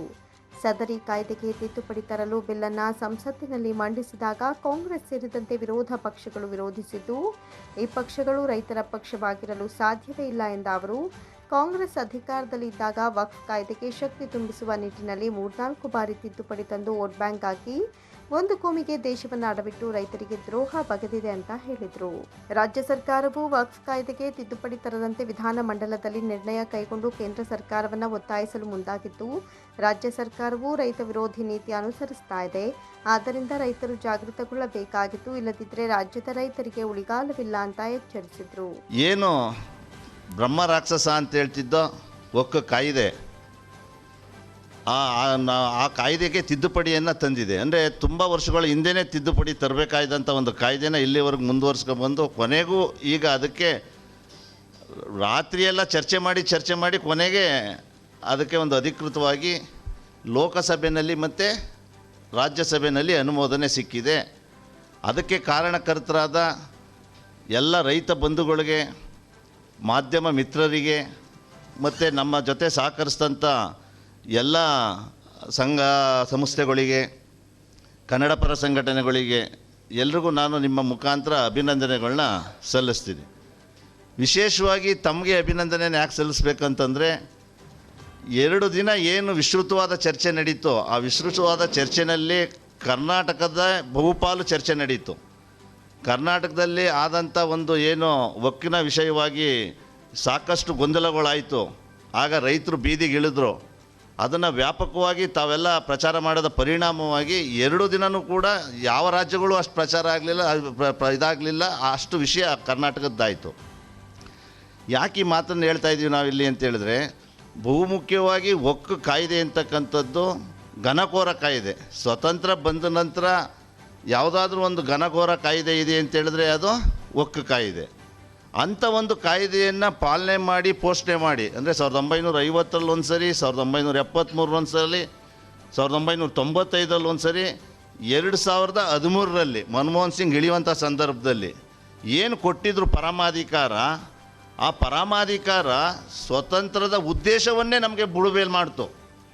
ಸ್ವತಂತ್ರ ಬಂದಾಗ ನಮ್ಮ ದೇಶ ಯಾಕೆ ಇಬ್ಬಾಗ ಆಯಿತು, ಮತ್ತು ಆ ಇಬ್ಬಾಗ ಆದಂಥ ದೇಶದಲ್ಲಿ ಯಾವ ವ್ಯವಸ್ಥೆಯಲ್ಲಿ ಜಾರಿ ಆಗಬೇಕಾಯಿತು, ಅದನ್ನು ಬುಡುಮೇಲು ಮಾಡ್ತಕ್ಕಂಥ ಒಂದು ಸನ್ನಿವೇಶವನ್ನು ಆ ಕಾಯ್ದೆ ಮಾಡ್ತಾಯಿತ್ತು. ಆ ದೃಷ್ಟಿಯಿಂದ ಆ ಕಾಯ್ದೆನ ತಿದ್ದುಪಡಿ ತಂದಿರತಕ್ಕಂಥದ್ದು ತುಂಬ ಸ್ವಾಗತಾರ್ಹ ವಿಷಯ, ಅಭಿನಂದನಾ ವಿಷಯ. ಸುಳ್ಳನ್ನು ಹೇಳ್ತಾ ಇದ್ದಾರೆ. ಆದರೆ ಅಲ್ಲಿ 9 ರೂಪಾಯಿ ತಗೊಂಡು ನಮಗೆ 4 ರೂಪಾಯಿ ಕೊಡ್ತಾ ಇದ್ದಾರೆ. ಆದರೆ ನಮಗೆ ಈ ಮೊದಲೇ ಈ ಸರ್ಕಾರ ಬಂತಾವಿಂದ ಕೆಲವು ಕಡೆ 2 ರೂಪಾಯಿ, ಕೆಲವು ಕಡೆ 3 ರೂಪಾಯಿ, ಕೆಲವು ಕಡೆ 4 ರೂಪಾಯಿ ಕಮ್ಮಿ ಮಾಡಿತ್ತು. ದಾಖಲೆನೇ ಇದೆ. ಅಲ್ಲಿಗೆ ಅವಾಗೆಲ್ಲ ಕಮ್ಮಿ ಮಾಡಿಬಿಟ್ಟು ನೀವು ಈಗ ನಾವು ಗ್ರಾಹಕರ ಹತ್ರ ತಗೊಂಡದನ್ನು ಜಾಸ್ತಿ ಮಾಡ್ತಾಯಿದ್ದೀವಿ ಅಂತಂದರೆ ಇದು ಯಾವ ನ್ಯಾಯ ಇದು? ಓಲಿ ನಮಗೇನಾದರೂ ಉತ್ಪಾದನಾ ವೆಚ್ಚ ಕಮ್ಮಿ ಆಗಿದೆಯಾ? ಆ ದೃಷ್ಟಿಯಿಂದ ಸರಿಯಾಗಿ ಪರಿಷ್ಕರಣೆ ಆಗಬೇಕು. ನಮಗೆ ಕನಿಷ್ಠ 20 ರೂಪಾಯಿ ಆದರೂ ಸಿಕ್ಕಿದ್ರೆ ಎಕ್ಸ್ಟ್ರಾ ಲಾಭದಾಯಕವಾಗ್ತದೆ. ಮತ್ತು ಅದೇ ರೀತಿಯಲ್ಲಿ ಇವತ್ತೇನು ಫೆಡ್ರೇಷನ್ ಇದೆ, KMF ಇದೆ, ಇವತ್ತು ನಮ್ಮ ಹತ್ರ 34 ರೂಪಾಯಿಗೆ ತಗೊಂಡು ಹಾಲನ್ನು ಮಾರಾಟ ಎಷ್ಟಕ್ಕೆ ಮಾಡ್ತಾಯಿದ್ದಾರೆ? 54ಕ್ಕೆ ಮಾಡ್ತಾಯಿದ್ದಾರೆ. ಅಂದರೆ ಏನು ಈ ಪ್ರೊಸೆಸಿಂಗ್ ಚಾರ್ಜ್ ಇದೆ ಇದು 65% ಇದೆ. 1 ರೂಪಾಯಿ 1%, 2% ಅಲ್ಲ. ಯಾವುದೇ ವ್ಯವಸ್ಥೆ ಒಳಗಡೆ ಪ್ರೊಸೆಸಿಂಗ್ ಚಾರ್ಜು 10% ಇರುತ್ತೆ. ಅಮ್ಮಮ್ಮ ಅಂತಂದರೆ 15% ಇರುತ್ತೆ. 20% ಜಾಸ್ತಿ ಆಗ್ತಾ ಇದ್ದಂಗೆ ಇದು ಆರೋಗ್ಯಕರ ಬೆಳವಣಿಗೆ ಅಲ್ಲ ಅನ್ನುವಂಥ ಒಂದು ವಿಷಯ ನಿರ್ಮಾಣ ಆಗ್ತದೆ. ಆದರೆ ನೀವು 65%ನ್ನು ನೀವು ತಗೊಂಡು ಮಧ್ಯೆ ಇಟ್ಕೊಂಡು ನೀವು ಗ್ರಾಹಕರಿಗೆ ತಲುಪಿಸ್ತಾ ಇದ್ದೀರಿ ಅಂತಂದರೆ ಇನ್ನು 45% ಏನು ಮಾಡ್ತಾಯಿದ್ದೀರಿ? ಅದು ತುಂಬ ಹೆಚ್ಚು 20%. ಇನ್ನು 45% ಏನು ಮಾಡ್ತಾಯಿದ್ದೀರಿ ನೀವು? ಯಾಕೆಂದರೆ ಬೇರೆ ಬೇರೆ ರಾಜ್ಯಗಳಲ್ಲಿ ಇದೇ ವ್ಯವಸ್ಥೆಗೆ 10%, 15%, 20% ಹೋಗಿ ಗ್ರಾಹಕರಿಗೆ ಮುಟ್ತಾ ಇದೆ. ನಮ್ಮದೇ ರಾಜ್ಯದಲ್ಲಿ ಬೇರೆ ಬೇರೆ ಖಾಸಗಿ ಕಂಪನಿಗಳು, ಖಾಸಗಿ ವ್ಯವಸ್ಥೆಗಳು ರೈತನಿಗೆ ಹೆಚ್ಚು ದುಡ್ಡು ಕೊಡ್ತಾ ಇದ್ದಾವೆ. ಆದರೆ ನೀವು ಯಾಕೆ ಇದನ್ನು ಮಾಡ್ತಾಯಿದ್ದೀರಿ ಅಂದರೆ ಎಲ್ಲಿ ಹೋಗ್ತಾ ಇದೆ ಈ ಸೋರಿಕೆ? ಎಲ್ಲಿ ಹೋಗ್ತಾ ಇದೆ ಇದು? ಯಾಕೆಂದರೆ ಈ ಒಂದು 65%ನ್ನು ನೀವೇನಾರ ಒಂದು 20% ಒಳಗೆ ತೆಗೆಸಿದ್ರೆ ಈ 45% ಹಣದಲ್ಲಿ ಇತ್ತೆಗೆ ಗ್ರಾಹಕನಿಗೂ ಕಮ್ಮಿ ಬೆಲೆಯಲ್ಲಿ ಹಾಲು ಕೊಡ್ಬೋದು, ಇತ್ತೆಗೆ ರೈತನಿಗೂ ಹೆಚ್ಚಿಗೆ ಕೊಡ್ಬೋದು. ಸುದ್ದಿಗೋಷ್ಠಿಯಲ್ಲಿ ಜಿಲ್ಲಾಧ್ಯಕ್ಷ ಅಪ್ಪಾಜಿ ಹಳೆಬೂದನೂರು, ಶ್ರೀಧರ್, ರುದ್ರಪ್ಪ, ನಾರಾಯಣಸ್ವಾಮಿ, ನರೇಶ್ ಹಾಜರಿದ್ದರು. ಎಲ್ಲ ವರ್ಗದ ಮದ್ಯ ಮಾರಾಟ ಸನ್ನದುದಾರರ ವಿವಿಧ ಬೇಡಿಕೆಗೆ ಆಗ್ರಹಿಸಿ ರಾಜ್ಯದ ಎಲ್ಲ ಜಿಲ್ಲೆಗಳ ಜಿಲ್ಲಾಧಿಕಾರಿ ಕಚೇರಿ ಎದುರು ಸಾಂಕೇತಿಕ ಪ್ರತಿಭಟನೆ ಹಿನ್ನೆಲೆ ಇಂದು ಮಂಡ್ಯ ಜಿಲ್ಲಾ ಮದ್ಯ ಮಾರಾಟ ಸಂಘದ ವತಿಯಿಂದ ಜಿಲ್ಲಾಧಿಕಾರಿಗಳ ಕಚೇರಿ ಬಳಿ ಪ್ರತಿಭಟನೆ ನಡೆಸಿದರು. ಪ್ರತಿಭಟನೆ ನೇತೃತ್ವವನ್ನು ವಹಿಸಿ ಮಾತನಾಡಿದ ಮಂಡ್ಯ ಜಿಲ್ಲಾ ಮದ್ಯ ಮಾರಾಟ ಸಂಘದ ಪ್ರಧಾನ ಕಾರ್ಯದರ್ಶಿ ಶಂಕರೇಗೌಡ, ರಾಜ್ಯ ಸರ್ಕಾರಕ್ಕೆ ಹಲವು ಬಾರಿ ನಮ್ಮ ಬೇಡಿಕೆಗಳನ್ನು ಈಡೇರಿಸುವಂತೆ ಮನವಿ ಮಾಡಿದರೂ ಸಹ ಇದುವರೆಗೂ ಒಂದು ಬೇಡಿಕೆಗಳನ್ನು ಈಡೇರಿಸಿಲ್ಲ. ಚಿಲ್ಲರೆ ಮದ್ಯ ಮಾರಾಟದ ಮೇಲೆ ಕನಿಷ್ಠ ಶೇಕಡಾ 20% ಲಾಭಾಂಶ ನೀಡಬೇಕು. ಹೆಚ್ಚುವರಿ ಅಬಕಾರಿ ಶುಲ್ಕವನ್ನು ಕಡಿಮೆ ಮಾಡಬೇಕು. ಸನ್ನದು ಶುಲ್ಕ ಹೆಚ್ಚಳ ಮಾಡಬಾರದು. ಸನ್ನದುಗಳನ್ನು ಏಲಂ ಮಾಡಬಾರದು. CL 9ಗಳಲ್ಲಿ ಮದ್ಯವನ್ನು ಪಾರ್ಸಲ್ ರೂಪದಲ್ಲಿ ಮಾರಾಟ ಮಾಡೋ ಕುರಿತು ಕಾನೂನು ತಿದ್ದುಪಡಿ ಮಾಡಬೇಕು ಹಾಗೂ 2005ರಲ್ಲಿ ತಿದ್ದುಪಡಿ ಆಗಿರುವ ಅಬಕಾರಿ ಕಾಯ್ದೆ ಕಲಂ 29 ಪುನರ್ ವಿಮರ್ಶಿಸಿ ತಿದ್ದುಪಡಿ ಮಾಡಬೇಕು ಸೇರಿದಂತೆ ಇನ್ನಿತರ ವಿವಿಧ ಬೇಡಿಕೆಗಳನ್ನು ಈಡೇರಿಸುವಂತೆ ಒತ್ತಾಯಿಸಿದರು. ನಾವು ಇವತ್ತಿನವರೆಗೂ ಸರ್ಕಾರಕ್ಕೆ ತುಂಬ ಬೇಡಿಕೆಗಳನ್ನು ಕೊಟ್ಟು ನಮ್ಮ ಸಮಸ್ಯೆಗಳನ್ನು ಬಗೆಹರಿಸಿ ಅಂತ ನಾವು ಎಷ್ಟು ಕೇಳ್ಕೊಂಡ್ರು ಇವತ್ತರೆಗೂ ಒಂದು ಯಾವುದೇ ರೀತಿಯ ಸಮಸ್ಯೆ ನಮ್ಮಲ್ಲಿ ಬಗೆಹರಿದಿಲ್ಲ. ನಮ್ಮದು ಚಿಲ್ಲರೆ ಮದ್ಯ ಮಾರಾಟ ಆಗೋದು ನಮಗೆ 10% ಮಾರ್ಜಿನ್ ಇರೋದ್ರಿಂದ ನಮಗೆ 20% ಮಾರ್ಜಿನ್ ಕೇಳಿದ್ವಿ, ಅದು ಕೂಡ ನಮಗೆ ಕೊಟ್ಟಿಲ್ಲ. ಆಮೇಲೆ ಸರ್ಕಾರದಲ್ಲಿ ಈಗ ಹೊಸದಾಗಿ ಆಕ್ಷನ್ ಮಾಡಬೇಕು ಅಂತ ಹೋಗಿದ್ದಾರೆ. ಅದು ನಮ್ಮ ಇರ್ತಕ್ಕಂಥ ಅಂಗಡಿಗಳಿಗೆ ಮುಗ್ಗಟ್ಟುಗಳಿಗೆ ತೊಂದರೆ ಆಗ್ತದೆ. ಹಾಗೆ ಮತ್ತು ಬೇರೆ ಬೇಡಿಕೆಗಳನ್ನು ಸುಮಾರು ಬೇಡಿಕೆಗಳನ್ನು ನಾನು ಬಿಟ್ಟು ನಿಮಗೆ ಕೊಡ್ತಿದ್ದೀನಿ. ಆ ಬೇಡಿಕೆಗಳು ಒಂದೂ ಕೂಡ ನಮ್ಮ ಸರ್ಕಾರ ನಮ್ಮ ಬಗ್ಗೆ ಒಂದು ಸಮಯ ಕೊಡ್ತಾಯಿಲ್ಲ ನಮಗೆ ಮಾತಾಡಿಕೊಟ್ರು. ನಾವು ಈ ಸರ್ಕಾರದಲ್ಲಿ 25% ವರಮಾನ ಕೊಡ್ತಾಯಿದ್ದೀವಿ, 40,000 ಕೋಟಿ ವರಮಾನ ಕೊಡ್ತಾಯಿದ್ದೀವಿ. ಅಂದರೆ ರಾಜ್ಯದ ಇದರಲ್ಲಿ 25% ಶೇಕಡ ನಾವು ವರಮಾನ ಕೊಡ್ತಾಯಿದ್ದೀವಿ. 40,000 ಕೋಟಿ ವರಮಾನ ಕೊಡ್ತಕ್ಕಂಥ ಇಲಾಖೆಯನ್ನು ತಾತ್ಸಾರ ಮಾಡ್ತಾಯಿದ್ದಾರೆ ಇವತ್ತು ಸರ್ಕಾರ. ದಯವಿಟ್ಟು ಇದ್ರ ಬಗ್ಗೆ ಗಮನ ಹರಿಸಿ ನಮ್ಮ ಸಮಸ್ಯೆಗಳನ್ನು ಈ ಸರ್ಕಾರದಿಂದ ಬಗೆಹರಿಸ್ಕೊಡ್ಬೇಕು ಅಂತ ನಾವು ಇಡೀ ರಾಜ್ಯದ ಅಂಥ ಪ್ರತಿ ಜಿಲ್ಲೆಗಳಲ್ಲೂ ಕೂಡ ಸಾಂಕೇತಿಕವಾಗಿ ನಾವು ಪ್ರತಿಭಟನೆಯನ್ನು ಮಾಡ್ತಾ ಮಾನ್ಯ ಜಿಲ್ಲಾಧಿಕಾರಿಗಳ ಮುಖಾಂತರ ಮಾನ್ಯ ಗೌರವಾನ್ವಿತ ಮುಖ್ಯಮಂತ್ರಿಗಳಿಗೆ ಮತ್ತು ಹಾಗೂ ಅಬಕಾರಿ ಸಚಿವರಿಗೆ ನಮ್ಮ ಮನವಿಯನ್ನು ಕೊಟ್ಟಿದ್ದೀವಿ. ಈ ಮನವಿಯನ್ನು ನೋಡಿ ನಮ್ಮ ಸಮಸ್ಯೆಗಳನ್ನು ಬಗೆಹರಿಸಿ ಕೊಡಬೇಕು ಅಂತ ನಾವು ಅವರಲ್ಲಿ ಕೇಳ್ಕೊತಾ ಇದ್ದೀವಿ. ಇನ್ನೂ ಅನೇಕ ಸಮಸ್ಯೆಗಳನ್ನು ನಾವು ಅಲ್ಲಿ ನಿಮಗೆ ಪ್ರೆಸ್ಬುಕ್ ಇದರಲ್ಲಿ ನಾನು ಕೊಟ್ಟಿದ್ದೀನಿ. ಅದರಿಂದ ನಮ್ಮ ಸಮಸ್ಯೆ ಬಗೆಹರಿಲಿ ಅಂದ್ಬಿಟ್ಟು ಅವೆಲ್ಲ ಸಾಂಕೇತಿಕವಾಗಿ ಒಂದು ಪ್ರತಿಭಟನೆ ಹಮ್ಮಿಕೊಂಡು ಇವತ್ತು ಮಂಡ್ಯ ಜಿಲ್ಲೆಯಲ್ಲಿ ಮಾಡ್ತಾ ಇದ್ದೀವಿ. ಈ ಸಂದರ್ಭದಲ್ಲಿ ಪುಟ್ಟೇಗೌಡ, ಬಸವೇಗೌಡ, ಮಧುಕುಮಾರ್, ಶ್ರೀನಿವಾಸ್ ಮಳವಳ್ಳಿ ಸೇರಿದಂತೆ ಇನ್ನಿತರ ಸನ್ನದುದಾರರು ಹಾಜರಿದ್ದರು. ರಾಜ್ಯದಲ್ಲಿ ಭ್ರಷ್ಟಾಚಾರ, ದುರಾಡಳಿತದಿಂದ ಕೂಡಿದ ರಾಜ್ಯ ಸರ್ಕಾರ ಬೆಲೆಗಳ ಏರಿಕೆ ಮಾಡಿಕೊಂಡು ತಮ್ಮ ಗ್ಯಾರಂಟಿಗಳ ಸುತ್ತ ಗಿರಕಿ ಹೊಡಿತಾ ಇದೆ ಅಂತ ಕರ್ನಾಟಕ ರಾಷ್ಟ್ರ ಸಮಿತಿ ಪಕ್ಷದ ರಾಜ್ಯ ಪ್ರಧಾನ ಕಾರ್ಯದರ್ಶಿ ದೀಪಕ್ CN ವ್ಯಂಗ್ಯವಾಡಿದರು. ಸುದ್ದಿಗೋಷ್ಠಿಯಲ್ಲಿ ಮಾತನಾಡಿದ ಅವರು, ರಾಜ್ಯದಲ್ಲಿ ಪ್ರತಿ ಅಗತ್ಯ ವಸ್ತುಗಳು, ಸರ್ಕಾರಿ ಸೇವಾ ಶುಲ್ಕಗಳು ಏರಿಕೆ ಮಾಡಿರುವುದು ಸರ್ಕಾರದ ಬೊಕ್ಕಸ ಖಾಲಿಯಾಗಿದೆ ಎಂಬುದನ್ನು ತೋರುತ್ತೆ. ಗ್ಯಾರಂಟಿಗೆ ಹಣ ಹೊಂದಿಸಲು ನಿರಂತರ ಬೆಲೆ ಏರಿಕೆಗೆ ಕಾಂಗ್ರೆಸ್ ಸರ್ಕಾರ ಮುಂದಾಗಿದೆ ಅಂತ ದೂರಿದರು. ಬೆಲೆ ಏರಿಕೆ ಮಾಡಿಕೊಂಡು 4 ಲಕ್ಷ ಕೋಟಿಯ ಬಜೆಟ್ ಮಂಡಿಸಿರುವ ಮುಖ್ಯಮಂತ್ರಿ ಸಿದ್ದರಾಮಯ್ಯ ರಾಜ್ಯದ ಜನರಿಗೆ ಮಂಕುಬೂದಿ ಎರಚುತ್ತಾ ಇದ್ದು, ಸುಮಾರು 40,000 ಕೋಟಿ ಹಣ ಪಾವತಿಯನ್ನು ಬಾಕಿ ಉಳಿಸಿಕೊಂಡಿದ್ದು ಬಜೆಟ್ನಲ್ಲಿ ತೋರಿಸದೇ ಇದ್ದು, ಅಭಿವೃದ್ಧಿ ಹಾಗೂ ಸಣ್ಣ ಕಾಮಗಾರಿಗಳಿಗೂ ಹಣ ಇಲ್ಲದಂತಹ ಪರಿಸ್ಥಿತಿ ನಿರ್ಮಾಣವಾಗಿದೆ ಎಂದರು. ಅನುದಾನದ ಕೊರತೆಯಿಂದಾಗಿ ಶಾಸಕರುಗಳು ಪರ್ಸೆಂಟೇಜ್ ಸಿಗದೆ ಪರದಾಡ್ತಾ ಇದ್ದಾರೆ. ಸರ್ಕಾರಿ ಕಚೇರಿಗಳು ವಸೂಲಿ ಕೇಂದ್ರಗಳಾಗಿವೆ. ಅಕ್ರಮ ಮರಳು ಗಣಿಗಾರಿಕೆ, ಕ್ರಷರ್ಗಳಿಗೆ ಕಡಿವಾಣ ಹಾಕಲು ಸರ್ಕಾರಕ್ಕೆ ಸಾಧ್ಯವಾಗದೆ ನಿರಂತರ ಲೂಟಿ ನಡೀತಾ ಇದೆ ಅಂತ ಆರೋಪಿಸಿದರು. ನಿರಂತರವಾಗಿ ಕಾಂಗ್ರೆಸ್ ಸರ್ಕಾರ ಬಂದಾಗಲಿಂದ ಒಂದಲ್ಲ ಒಂದು ಬೆಲೆ ಏರ್ತಾನೆ ಇದೆ. ಹಾಲಿನ ದರ ಏರಿಸಿದ್ದಾರೆ 2 ಸಲ, ವಿದ್ಯುತ್ ದರ 2 ಸಲ ಆಯಿತು. ಈಗ ಬೆಂಗಳೂರಲ್ಲಿ ಮೆಟ್ರೋ ದರ ಏರಿಸಿದ್ದಾರೆ, ನೀರಿನ ದರ ಏರಿಸಿದ್ದಾರೆ. ಹೀಗೆ ಕಂಟಿನ್ಯೂಸ್ ಆಗಿ ಒಂದಲ್ಲ ಒಂದು ದರಗಳನ್ನು ಬೆಲೆ ಏರಿಕೆ ಆಗ್ತಾ ಇದೆ. ಅದರಿಂದ ಮೊನ್ನೆ 2 ದಿನದಿಂದ ಡೀಸೆಲ್ ದರ ಏರಿಸಿದ್ದಾರೆ 2 ರೂಪಾಯಿ. ಇದು ನಿರಂತರವಾಗಿ ನಡ್ಕೊಂಡು ಬರ್ತಾ ಇದೆ. ಆದರೆ ರಾಜ್ಯ ಸರ್ಕಾರ ನಾವು ಗ್ಯಾರಂಟಿ ಯೋಜನೆಗಳು, ಪಂಚ ಗ್ಯಾರಂಟಿ ಅಂತ ಅಂದ್ಬಿಟ್ಟು ಹೇಳ್ತಾ ಇದೆ. ಅದರಲ್ಲಿ ಒಂದು ಗ್ಯಾರಂಟಿ ಅಂತೂ ಪೂರ್ತಿ ಅವರ ಮನಸ್ಸಿನಿಂದನೇ ಡಿಲೀಟ್ ಆಗಿದೆ. ಆದರೆ ಪ್ರಿಂಟಲ್ಲಿ ಅಡ್ವರ್ಟೈಸ್ಮೆಂಟಲ್ಲಿ ಮಾತ್ರ ಇರುತ್ತೆ. ನಿರುದ್ಯೋಗ ಭತ್ಯೆ ಅಂತ ಕೊಡ್ತೀವಿ ಅಂತ ಹೇಳ್ತಿದ್ದಾರೆ. ಯಾರಿಗೆ ಬರ್ತಿದೆಯೋ, ಏನು ಬರ್ತಿದೆಯೋ, ಎಷ್ಟು ಬರ್ತಿದೆಯೋ ಅದು ಒಂದೂ ಗೊತ್ತಿಲ್ಲ. ನಾವು ಸರ್ಕಾರ ಗ್ಯಾರಂಟಿಯನ್ನು ಘೋಷಣೆ ಮಾಡಿದಾಗ ಅದನ್ನು ಸ್ವಾಗತಿಸಿದ್ವಿ. ಇದು ಅಗತ್ಯ ಇದೆ, ನಾಡಿನ ಜನರಿಗೆ ಅವಶ್ಯಕತೆ ಇರೋರಿಗೆ ಇದು ತುಂಬ ಅಗತ್ಯ ಇದೆ ಅಂತ ಅಂದ್ಬಿಟ್ಟು. ಆದರೆ ಗ್ಯಾರಂಟಿ ಬಿಟ್ಟು ಇವರು ಮುಂದಕ್ಕೆ ಹೋಗ್ತಾ ಇಲ್ಲ. ಬರೀ ಗ್ಯಾರಂಟಿ ಸುತ್ತ ಗಿರ್ಕಿ ಹೊಡಿತಿದ್ದಾರೆ ಹೊರತು ಅದನ್ನು ಬಿಟ್ಟು ನಾವು ಬೇರೆ ಏನು ಮಾಡ್ತೀವಿ ಅಂತ ಅಂದ್ಬಿಟ್ಟು ಹೇಳ್ತಾ ಇಲ್ಲ. ಸಿದ್ದರಾಮಯ್ಯನವರು ದಾಖಲೆ 16ನೇ ಬಾರಿ ಬಜೆಟ್ನ ಮಂಡಿಸಿದ್ವಿ, 4 ಲಕ್ಷ ಕೋಟಿಯ ಬಜೆಟ್ ಮಂಡಿಸಿದ್ವಿ ಅಂತ ಅಂದ್ಬಿಟ್ಟು ಹೇಳ್ತಿದ್ದಾರೆ. ಅದರಲ್ಲಿ ಕಳೆದ ಸಾಲಿನಲ್ಲಿ ಸುಮಾರು 40,000 ಕೋಟಿ ಒಟ್ಟಾರೆ ಸರ್ಕಾರ ಬಾಕಿ ಪಾವತಿ ಮಾಡಬೇಕಾಗಿರುವಂಥ ಹಣ. ಅದರಲ್ಲಿ ಇನ್ನು ಕಳೆದ್ರೆ ಉಳ್ಕೊಳ್ಳೋದೆಷ್ಟು 3,60,000 ಕೋಟಿ. ಅದರಲ್ಲಿ ಬಹುತೇಕ ಎಲ್ಲ ಇನ್ನು ಅಭಿವೃದ್ಧಿಗೆ ಅಂತಂದ್ಬಿಟ್ಟು ಹೇಳ್ತಾರೆ. ಅಭಿವೃದ್ಧಿಗೆ ರಸ್ತೆ ಕಾಮಗಾರಿ ಆಗಿರ್ಬೋದು, ಬೇರೆ ಬೇರೆ ನಿರ್ಮಾಣ ಕಾಮಗಾರಿಗಳಿಗೆ ಅದಕ್ಕೆ ಹಳೆ ಬಾಕಿ ಕೊಟ್ಟರೆ ಹೊಸದೇನು ಮಾಡ್ತಾರೆ? ಸುಮ್ಮನೆ ಯೋಜನೆಗಳನ್ನ ಸ್ಯಾಂಕ್ಷನ್ ಮಾಡ್ತಾರೆ, ಅನುಮೋದನೆ ಕೊಡ್ತಾರೆ, ಆದರೆ ಪೆಂಡಿಂಗ್ ಉಳ್ಕೊಡುತ್ತವೆ, ಯಾವುದೂ ಏನೂ ಆಗಲ್ಲ. ಟೆಂಡರ್ ಮಾಡಿ ನಾಮಕಾವಸ್ಥೆಗೆ ಅದು ಹಾಗೆ ಉಳಿತಿದೆ. ಇದು ಜನಪ್ರತಿನಿಧಿಗಳಿಗೆ, ಶಾಸಕರುಗಳಿಗೆ ಅವ್ರಿಗೂ ಬಹಳ ಕಿರಿಕಿರಿ ಆಗ್ತಿದೆ. ಅವರ ಕ್ಷೇತ್ರಗಳಲ್ಲಿ ಅನುದಾನ ಬಿಡುಗಡೆ ಆಗದೇ ಕಾಮಗಾರಿಗಳು, ಅಭಿವೃದ್ಧಿ ಕಾಮಗಾರಿಗಳು ಸ್ಥಗಿತ ಆಗಿದ್ದಾವೆ. ಅವ್ರಿಗೆ ಪರ್ಸೆಂಟೇಜ್ ಸಿಗ್ತಾ ಇಲ್ಲ. ಇನ್ನು ಇದು ಒಂದು ಕಡೆ ಆದರೆ, ಇನ್ನು ಸರ್ಕಾರದಲ್ಲಿ ಇದರಿಂದ ಸರ್ಕಾರದ ಬೊಗಸ ಖಾಲಿ ಆಗಿದೆ. ಸಣ್ಣ ಕೆಲಸ, ಕೆರೆ ಕಟ್ಟೆ ನಿರ್ಮಾಣ ಮಾಡ್ತೀವಿ, ಅದಕ್ಕೆ ಪುನಶ್ಚೇತನ ಮಾಡೋದಕ್ಕೆ ಕಾರ್ಯಕ್ರಮಗಳು ಮಾಡಬೇಕು ಅಂತ ಅಂದರೆ ಅನುದಾನ ಇಲ್ಲ, ಈ ಕೆಲಸವನ್ನು ಅನುಮೋದನೆ ಮಾಡೋದಿಲ್ಲ ಅಂತ ಅಂದ್ಬಿಟ್ಟು ಎಲ್ಲ ಸ್ಥಗಿತ ಆಗಿದ್ದಾವೆ. ಈ ಮಟ್ಟದಲ್ಲಿ ಸರ್ಕಾರ ನಡೀತಾ ಇದೆ. ಆಡಳಿತದ ಮೇಲೆ ಸಂಪೂರ್ಣ ನಿಯಂತ್ರಣ ಇಲ್ಲ. ಎಲ್ಲ ಸ್ಥಳೀಯವಾಗಿ ಪೊಲೀಸ್ ಸ್ಟೇಷನ್ಗಳು, ಸಾರಿಗೆ ಇಲಾಖೆ, ಕಂದಾಯ ಇಲಾಖೆ ಇದು ಜನರನ್ನ ಸುಲಿಗೆ ಮಾಡುವಂಥ ಒಂದು ಕೇಂದ್ರಗಳಾಗಿ ಪರಿವರ್ತನೆ ಆಗಿದ್ದಾವೆ. ಯಾವುದೇ ಒಂದು ವಿಚಾರ, ಈಗ ತಾನೇ ನಮ್ಮ ರಮೇಶ್ ಗೌಡರು ಯಾವುದೋ ಒಂದು ಹಳ್ಳಿಗೆ ಭೇಟಿ ಕೊಟ್ಬಿಟ್ಟು, ಇಲ್ಲೇ ಒಂದು 10 ಕಿಲೋಮೀಟ್ರ್ ಹಿಂದೆ, ಅಲ್ಲಿ ಜನರ ಸಮಸ್ಯೆ ಪಿಂಚಣಿ, ವೃದ್ಧಾಪ್ಯ ವೇತನ, ವಿಧವಾ ವೇತನ ತೊಗೋಬೇಕು ಅಂತಂದರೆ 3,000-4,000 ಕೊಡ್ದೇ ಅವ್ರದ್ದು ಆಗೋದಿಲ್ಲ. ಈ ಮಟ್ಟಕ್ಕೆ ಸರ್ಕಾರ ಬಂದು ನಿಂತಿದೆ.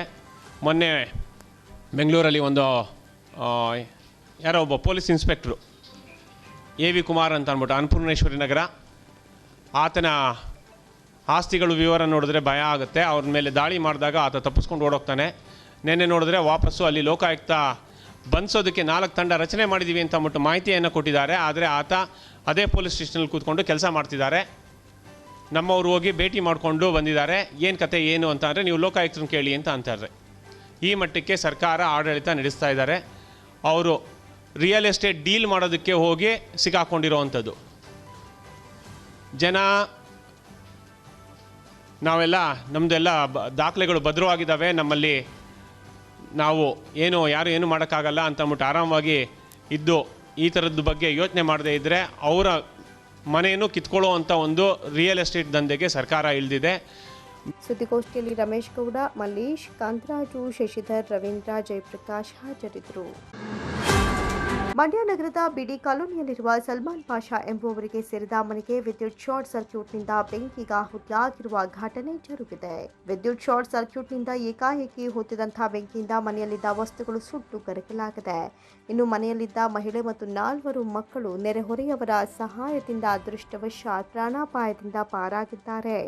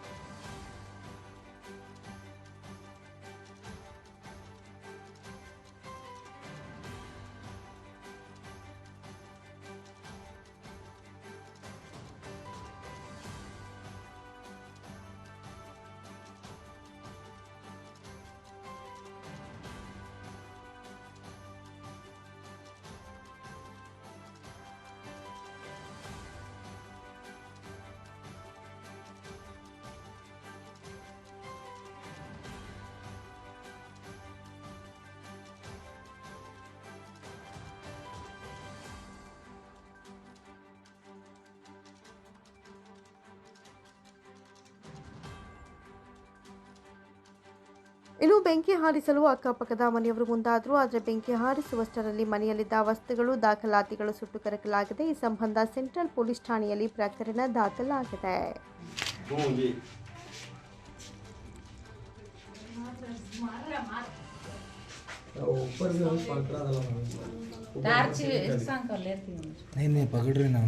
ಮಲಗಿದ್ದೆ, ಮನೆಯೆಲ್ಲ ಇದು ಕರೆಂಟ್ ಶಾಕ್ ಆಗಿ ಮಕ್ಕಳೆಲ್ಲ ಮಂಚದ ಮೇಲೆ ಮಲಗಿದ್ದೆ. ಏನೂ ಇಲ್ಲ, ಎಲ್ಲ ಸುಟ್ಟೋಗೈತೆ. ಮಕ್ಳಿಗೆ ಏನು ಬಟ್ಟೆನೂ ಇಲ್ಲ, ಏನೂ ಇಲ್ಲ, ಏನು ಡಾಕ್ಯುಮೆಂಟ್ಸ್ ಎಲ್ಲ ಮಗುದೆಲ್ಲ ಸುಟ್ಟೋಗೈತೆ. ಏನೂ ಇಲ್ಲ, ನೀವೇ ಸಹಾಯ ಮಾಡ್ತೀವಿ. ದುಡ್ಡು ಮಡಗಿದ್ದೆ, ಕಿವಿ ವಾಲ ಇದು ಮಾಡಿ 42,000 ಅದೂ ಇಲ್ಲ. ಮಂಚಿನ ಮೇಲೆ ಕೆಳಗಡೆ ಮಲಗಿದೆ, ಏನೂ ಇಲ್ಲ. ಬಾಡಿಗೆ ಮನೆಯಲ್ಲಿ ಬಾಡಿಗೆ ಮನೆಯಲ್ಲಿ ಇಲ್ಲ ಸರ್. ನಾವು ಗಾರೆ ಕೆಲಸ ಮಾಡೋದು ಬಾಡಿಗೆ ಮನೆಯಲ್ಲಿ ಇದ್ದೀವಿ. ನಾವು ನಾವು 4 ಮಕ್ಕಳು ಹೆಂಡತಿ ನಾವು ಸಂಸಾರ ಮಾಡೋದಿಲ್ಲಿ ಬಾಡಿಗೆ ಮನೆಯಲ್ಲಿ ಇದ್ದಿದ್ದು. ಕರೆಂಟ್ ಹೋಯ್ತಲ್ಲ ಅಂತ ನಾನು ಆಚೆ ಹೋಗಿ ಸಕೆ ಬರ್ತಲ್ಲ ಅಂತ ಆಚೆ ಹೋಗಿದ್ದು. ಇಲ್ಲಿ ಹೋಟ್ಲಲ್ಲಿ ಹೋಗಿ ಟೀ ಕುಡಿ ಗಂಟೆ ಅವಾಗಲೇ ಬಗು ಅಂತ ಬಂಕಿ ಬಂದ್ಬಿಟ್ಟು ನನಗೆ ನಿದ್ದೆ ಬಂದ್ಬಿಟ್ಟಿತ್ತು. ಅಕ್ಕಪಕ್ಕ ಅವರೆಲ್ಲ ಇದ್ವಿ. ನಮ್ಮ ಹೆಣ್ಮಗು ಬಂದು ಕಾಲ್ ಮೇಲೆ ಮಲ್ಗಿ ಇದು ಮಾಡ್ದೆ ಅಂತ ನಾನು ನಿದ್ದೆ ಹುಷಾರಾಗಿ ನಮ್ಮ ಮಕ್ಳಿಗೆಲ್ಲ ತಗೊಬಂದು ಈಚೆ ಬಿಸಾಕಿ ಸಿಲಿಂಡರ್ ಎಲ್ಲ ತಗೊಬಂದು ಈಚೆ ಇಲ್ಲಾಂದ್ರೆ ನಮ್ಮ 4 ಮಕ್ಕಳು ನಮಗೆ ಕೈಗೆ ಸಿಕ್ತಿರಲಿಲ್ಲ. 4 ಮಕ್ಕಳು ಮಲಗಿದ್ರು. 4 ಮಕ್ಕಳು ಹೆಂಗೋ ದೇವ್ರ ಕಾಪಾಡಿಂದ ಎಲ್ಲ ಜನ ಎಲ್ಲ ಬಂದು ಕಾಪಾಡೋದು. ಜನ ಇವರೇ ಬಂದು ಅಕ್ಕಪಕ್ಕದವರೆಲ್ಲ ಜನರೆಲ್ಲ ಬಂದು ಕಾಪಾಡಿದ್ದು. ಅಕ್ಕಪಕ್ಕ ಒಂದು 2:30 ಸ್ಟಾರ್ಟ್ ಆಗ್ಬಿಟ್ಟು 4 ಗಂಟೆ ಗಂಟನೂ ಇದಾಗೈತೆ. ಅಲ್ಲ ಈಗ ನಿಮ್ಗೆ ಏನೇನು ಸುಟ್ಟೋಗಿದೆ ಸರ್?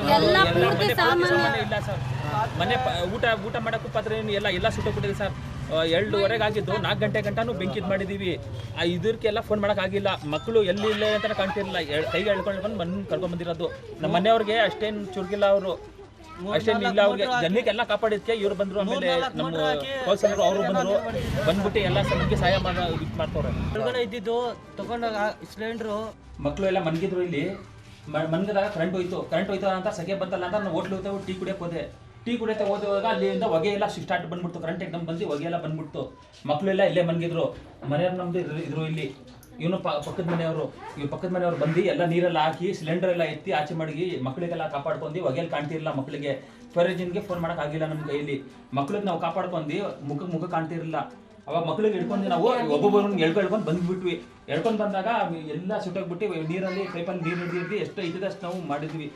ಅಕ್ಕಪಕ್ಕ ಎಲ್ಲ ಬಂದು ಜನ ಎಲ್ಲ ಬಂದು ಸೇರ್ಕೊಂಡು ಆಮೇಲೆ ನಮ್ಮ ಜಾಕಿರ್ ಬೈ ಅವರು ಇಲ್ಲಿ ಎಲೆಕ್ಷನಲ್ಲಿ ಗೆದ್ದವರಲ್ಲ ಅವರು ಬಂದು ಎಲ್ಲ ಸಹಾಯ ಮಾಡಿದ್ರು ಸರ್. ಬಟ್ಟೆ ಗಿಟ್ಟೆ ಎಲ್ಲ ಸುಟ್ಟೋಗ್ಬಿಟ್ಟಿದೆ ಸರ್, ಏನೂ ಇಲ್ಲ ಇಲ್ಲಿ ಸರ್. ಇದು ಚಿಕ್ಕ ಮಕ್ಕಳು ಎಲ್ಲ ಬೆಂಕಿಲೆಲ್ಲ ಕಾಪಾಡ್ಕೊಂಡು ಬಂದಿದ್ದೀವಿ ನಾವು. ನಾನು ಗಾರೆ ಕೆಲಸ ಮಾಡೋದು, ಬೆಳಗ್ಗೆ ಸಂಜೆ ಹೋಗೋದು, ರಾತ್ರಿನ ಬಡೋದು. ನಾನು ಮಕ್ಕಳಿಗೆ ನಾನು ತಂದ ಹತ್ರನೇ ಇರೋದು. ಇವಾಗ ಬಟ್ಟೆ ಗಿಟ್ಟೆ ಏನೂ ಇಲ್ಲ, ಸಾಮಾನು ಗೀಮಾನು ಏನೂ ಇಲ್ಲ, ಎಲ್ಲ ಸುಟ್ಟೋಗ್ಬಿಟ್ಟೈತೆ. ಮನೇನೆಲ್ಲ ಒಂದು ಪದಾರ್ಥನೂ ಇಲ್ಲ ಇಲ್ಲಿ ಸರ್. ಉಪಾಯ ಏನಾರ ಮಾಡ್ಕೊಡಿ ಸರ್. ಇವಾಗ ನಮ್ಗೆ ಏನೂ ಇಲ್ಲ, ಇಲ್ಲಿ ಎಲ್ಲ ಸುಟ್ಟೋಗ್ಬಿಟ್ಟಿದೆ ಸರ್. ಇವಾಗ ನಾನು ಕೂಲಿ ಮಾಡೋದು, ಗಾರೆ ಕೆಲಸ ಮಾಡೋದು, ಒಂದು 600 ರೂಪಾಯಿ ದುಡ್ಕೊಂಡು ಬರ್ತೀನಿ. ಇದ್ದಿದ್ದೆಲ್ಲ ಸುಟ್ಟೋಗ್ಬಿಟ್ಟಿದೆ ಸರ್. ಹೆಂಗೋ ದೇವ್ರ ಕಪ್ಪನಿಂದ ಮಕ್ಕಳೆಲ್ಲ ಇದಾಗೋರೆ, ಜನ ಎಲ್ಲ ಬಂದು ಕಾಪಾಡೋರೆ ಸರ್. ಇಲ್ಲಾಂದ್ರೆ ಮಕ್ಕಳೆಲ್ಲ ಕೈಯಿಂದ ಹೊಂಟೋಗ್ಬಿಡ್ತಿದ್ರು ಸರ್.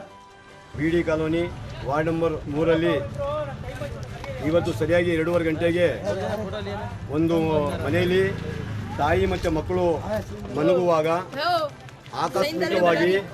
ಆಕಸ್ಮಿಕವಾಗಿ ಕರೆಂಟು ಶಾರ್ಟ್ ಆಗಿ ಇಡೀ ಮನೇನ ಸುಟ್ಟಿ ಧ್ವಂಸ ಆಗಿದೆ ಸರ್.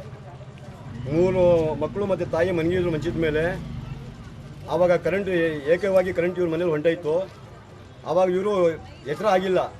ಆವಾಗಲೇ ಅದನ್ನು ಸ್ವಿಚ್ಚೆಲ್ಲ ಬೋರ್ಡೆಲ್ಲ ಸುಟ್ಟೋಗಿ ಯಾವಾಗ ಬೆಂಕಿ ಕಾಣ್ತು, ಸ್ವಲ್ಪ ಹೊಗೆ ಇವ್ರಿಗೆ ಕಾಣ್ತು, ಆವಾಗ ಇವ್ರು ಎದ್ದು ಆಚೆ ಬಂದು ಎದ್ದೆ ಈ ಥರ ಬೆಂಕಿ ಬಿದ್ದಂತ ಹೇಳಿದ್ದಕ್ಕೆ ಅಕ್ಕಪಕ್ಕದವ್ರು ಎಲ್ಲ ಹೋಗ್ಬಿಟ್ಟು ಎಲ್ಲ ಪಾಪ ಎಲ್ಲ ಹೋಗಿ ಮಕ್ಕಳನ್ನ ಎಲ್ಲ ಕರೆದು ಆಚೆ ಬಿಸಾಕಿ, ಮೇನು ಸಿಲಿಂಡ್ರು ಏನಿತ್ತು ಅದನ್ನು ತೊಗೊಂಬಂದು ಆಚೆ ಬಿಸಾಕಿ, ಎಲ್ಲ ನೀರು ತೊಗೊಂಡು ಮೇಲಿಂದ ಪಕ್ಕದ ಮನೆಯವರು ಪೈಪ್ ಹಾಕಿ ನೀರು ಕೊಟ್ಟರು. ನೀರೆಲ್ಲ ಆರಿಸಿ ಎಲ್ಲ ಸೇರಿ ಎಲ್ಲ ನೀರು ಆರಿಸಿ, ಒಬ್ಬ ಹುಡುಗ ಪಾಪ ಪೈಪ್ ತೊಗೊಂಡು ಆ ಪೈಪ್ ಎಳಿಯೋಕೆ ಹೋದಂತೆ ನೀರು ಹಾಕ್ತಾ ಇದ್ನಲ್ಲ, ಆ ಪೈಪು ಕೈಯಿಂದ ಜಾರ್ತು. ಅದನ್ನು ಎತ್ತಕ್ಕೆ ಹೋಗಿ ಕಬ್ಬಣದ ಪೈಪಿಂದ ಎತ್ತಿದ್ದಕ್ಕೆ ಕರೆಂಟ್ ಹೊಡೆದು ಅವನಿಗೂ ಪಾಪ ಬೇರೆ ಇನ್ನೊಬ್ಬ ಹುಡುಗ ತಳ್ಳಿದ್ದಕ್ಕೆ ಬಚಾವಾಗಿದ್ದು. ಇಲ್ಲ ಅಂದರೆ ಇವನು ಹೊಂಟೋಗುವ. ಇಡೀ ಮನೆ ಗ್ರೌಂಡ್ ಆಗಿ ಪಾಪ ಇವರು ಮನೆಯಲ್ಲಿ ಪಾಪ ಅವನ ಗಂಡ ಗಾರೆ ಕೆಲಸ ಮಾಡೋನು. ಸೌಜನ್ಯ ಪ್ರಕರಣ ಮರುತನಿಖೆಗೆ ಆಗ್ರಹಿಸಿ ಕರ್ನಾಟಕ ರಾಜ್ಯ ರೈತ ಸಂಘದಿಂದ ಮಂಡ್ಯ ಸಂಜಯ್ ಸರ್ಕಲ್ನಲ್ಲಿ ಉಪವಾಸ ಸತ್ಯಾಗ್ರಹವನ್ನು ಕುರಿತು ಮೌನ ಪ್ರತಿಭಟನೆ ನಡೆಸಲಾಯಿತು.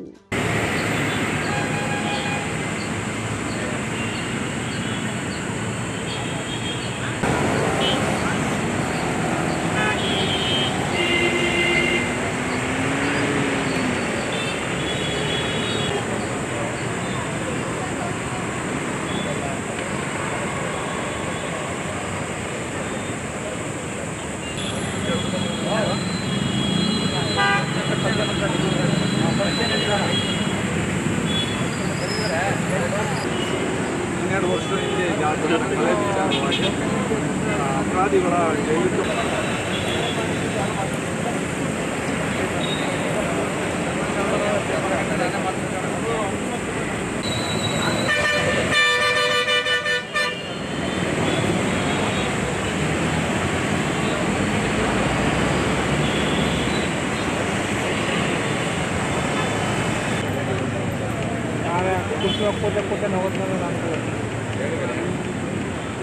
ಪ್ರತಿಭಟನೆಯಲ್ಲಿ ಇಂಡುವಾಳು ಚಂದ್ರಶೇಖರ್, ಅಣ್ಣೂರು ಮಹೇಂದ್ರ, ಶಿವಳ್ಳಿ ಚಂದ್ರಶೇಖರ್, ಜೈರಾಮ್ ಸೇರಿದಂತೆ ಹಲವರು ಭಾಗಿಯಾಗಿದ್ದರು.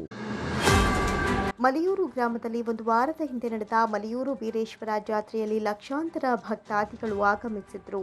ಈ ಸಂದರ್ಭದಲ್ಲಿ ಅನ್ನ ಸಂತರ್ಪಣೆ ಕಾರ್ಯಕ್ರಮ ಆಯೋಜನೆ ಮಾಡಲಾಗಿತ್ತು. ಆದರೆ ಇಲ್ಲಿಯವರೆಗೂ ಪ್ರಸಾದ ಸ್ವೀಕರಿಸಿದ ಎಲೆಗಳು, ಪ್ಲಾಸ್ಟಿಕ್ ಲೋಟಗಳು ಎಲ್ಲೆಂದರಲ್ಲಿ ಬಿಸಾಡಿದ್ದು ವಾತಾವರಣದ ಮೇಲೆ ದುಷ್ಪರಿಣಾಮ ಬೀರ್ತಾ ಇದೆ. ಕೂಡಲೇ ಮಲಿಯೂರು ಗ್ರಾಮ ಪಂಚಾಯಿತಿ ಸ್ವಚ್ಛಗೊಳಿಸುವ ನಿಟ್ಟಿನಲ್ಲಿ ಮುಂದಾಗಬೇಕು ಅಂತ ಕೆಆರ್ಎಸ್ ಪಕ್ಷದ ಟಿ. ನರಸೀಪುರ ತಾಲೂಕಿನ ಪ್ರಧಾನ ಕಾರ್ಯದರ್ಶಿ ಶಿವಕುಮಾರ್ ತಿಳಿಸಿದ್ದಾರೆ. ತಾಲೂಕಿನ ಬನ್ನೂರು ಹೋಬಳಿಯ ಮಲಿಯೂರು ಗ್ರಾಮದಲ್ಲಿ ನಡೆದ ಶ್ರೀ ಬೀರೇಶ್ವರ ಜಾತ್ರಾ ಮಹೋತ್ಸವದಲ್ಲಿ ಪಾಲ್ಗೊಂಡಿದ್ದ ಸಹಸ್ರಾರು ಭಕ್ತರು 3 ದಿನಗಳ ಕಾಲ ಟೆಂಟ್ ಹಾಕಿಕೊಂಡು ಬರುವಂತಹ ಭಕ್ತಾದಿಗಳಿಗೆ ಪ್ರಸಾದ ವಿತರಿಸ್ತಾ ಇದ್ರು.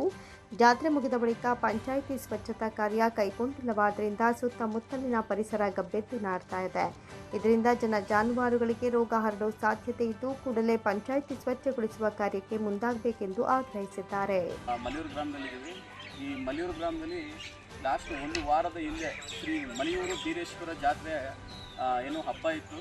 1 ವಾರದ ಹಿಂದೆ ಲಕ್ಷಾಂತರ ಭಕ್ತಾದಿಗಳು ಈ ಹಬ್ಬಕ್ಕೆ ಆಗಮಿಸಿದರು. ಇಲ್ಲಿ ಅನ್ನ ಸಂತರ್ಪಣಾ ಕಾರ್ಯಕ್ರಮಗಳೆಲ್ಲ ಹಮ್ಮಿಕೊಂಡಿದ್ರು. ಅನ್ನ ಸಂತರ್ಪಣಾ ಕಾರ್ಯಕ್ರಮಗಳೆಲ್ಲ ಹಮ್ಮಿಕೊಂಡಾದ್ಮೇಲೆ ಇಲ್ಲೇನಾಗಿದೆ ಅಂತಂದರೆ ಹಬ್ಬ ಮುಗೀತು. ಹಬ್ಬ ಒಂದು 3 ದಿನ ಇತ್ತು. ಆ 3 ದಿನ ಮುಗಿದ ಮೇಲೆ ಏನಾಗಿದೆ ಅಂತಂದರೆ ಇಲ್ಲೇನು ನೀವು ನೋಡ್ತಾ ಇರ್ಬೋದು, ಇಲ್ಲೆಲ್ಲ ಸಾವಿರಾರು ಲಕ್ಷಾಂತರ ಭಕ್ತಾದಿಗಳೆಲ್ಲ ಕೂಡ ಇಲ್ಲಿ ಅವರು ಟೆಂಟ್ ಹಾಕೊಂಡು ಇಲ್ಲಿ ಏನೋ ವಾಸ ಇದ್ದರು 3 ದಿನ ಕೂಡ ಇಲ್ಲಿ ಭಕ್ತಾದಿಗಳು. ಮತ್ತು ಹೊರಗಡೆಯಿಂದ ಬಂದಂಥ ಭಕ್ತಾದಿಗಳಿಗೂ ಸಹ ಅವ್ರು ಏನು ಮಾಡ್ಕೊಂಡಿದ್ರು, ಅನ್ನ ಸಂತರ್ಪಣಾ ಕಾರ್ಯಕ್ರಮ ಕೂಡ ಹಮ್ಮಿಕೊಂಡಿದ್ರು. ಹಬ್ಬ ಎಲ್ಲ ಮುಗಿದ ಮೇಲೆ ಏನಾಗಿದೆ ಅಂತಂದರೆ ಇಲ್ಲಿ ನೀವು ನೋಡ್ತಾ ಇರ್ಬೋದು, ಇಲ್ಲಿ ನಮ್ಮ ಮಲಿಯೂರು ಬೀರೇಶ್ವರ ದೇವಸ್ಥಾನ ಹತ್ರ ಈ ಪ್ಲಾಸ್ಟಿಕ್ ಕವರು ಮತ್ತು ಪೇಪರು ಎಲ್ಲ ಏನಾಗಿದೆ ಇಲ್ಲಿಲ್ಲೇ ಬಿದ್ದಿದೆ ಬಂಧುಗಳೇ. ಬಟ್ ಇಲ್ಲಿವರೆಗೂ 1 ವಾರ ಆಗಿದೆ. ಮಲಿಯೂರು ಗ್ರಾಮ ಪಂಚಾಯತಿ ಅಭಿವೃದ್ಧಿ ಅಧಿಕಾರಿಯಾಗಿರೋರು ಇಲ್ಲಿವರೆಗೂ ಕೂಡ ಇಲ್ಲಿ ಸ್ವಚ್ಛತೆ ಮಾಡಿಸಿಲ್ಲ. ನೀವು ನೋಡ್ತಾ ಇರ್ಬೋದು, ಇದನ್ನೆಲ್ಲ ನಾವು ವೀಡಿಯೋ ತೋರಿಸಿ ನೋಡಿ ಜೂಮ್ ಮಾಡಿ ಯಾವ ಥರ ಕಾಣಿಸ್ತಿದೆ ಅಂತೇಳಿ. ಪ್ಲಾಸ್ಟಿಕ್ ಕವರು ಮತ್ತು ಪೇಪರು ಎಲ್ಲ ನೋಡಿ, ಇಲ್ಲಿ ಯಾವ ಥರ ಗುಡ್ಡೆ ಎಲ್ಲ ಬಿದ್ದಿರೋದು ಇಲ್ಲಿ ನೋಡಿ. ಇಲ್ಲಿ ಏನಾಗ್ತದೆ ಅಂದರೆ ಈ ಅನ್ನ ಎಲ್ಲ ಇಲ್ಲಿಂದ ಬಿದ್ದಿರೋದ್ರಿಂದ ಈ ಸೊಳ್ಳೆಗಳು ಮತ್ತು ನೊಣಗಳೆಲ್ಲ ಬರ್ತಾ ಇದೆ, ಹುಳಗಳೆಲ್ಲ ಬರ್ತಾ ಇದೆ. ಮತ್ತು ಪಕ್ಕದಲ್ಲಿ ಗ್ರಾಮನೂ ಸಹ ಇದೆ ಬಂಧುಗಳೇ, ನೀವು ನೋಡ್ತಾ ಇರ್ಬೋದು. ಇಲ್ಲಿ ಪಕ್ಕದಲ್ಲಿ ಗ್ರಾಮನೂ ಸಹ ಇದೆ. ಈ ಹುಳಗಳು ಮತ್ತು ಈ ಸೊಳ್ಳೆಯಿಂದ ಏನಾಗುತ್ತೆ ಅಂತಂದರೆ ಜನರ ಆರೋಗ್ಯನೂ ಕೂಡ ಹದಗೆಡುವಂಥ ಸಂಭವ ಇದೆ. ಇದಕ್ಕೆ ಸಂಬಂಧಪಟ್ಟಂಥ ಈ PDO ಯಾರಿದ್ದಾರೋ ಇಲ್ಲಿವರೆಗೂ ಕೂಡ 1 ವಾರ ಕಳೆದಿದೆ ಹಬ್ಬ ಆಗಿ ಬಂಧುಗಳೇ, ಇಲ್ಲಿವರೆಗೂ ಕೂಡ ಇದನ್ನು ಕ್ಲೀನ್ ಮಾಡಿಸಿಲ್ಲ.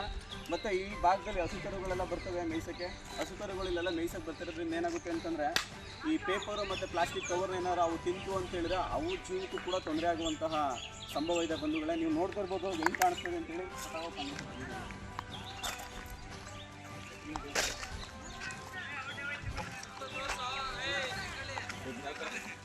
ಮರದ ಗುಡ್ ಹಾಕಿದ್ದಾರೆ.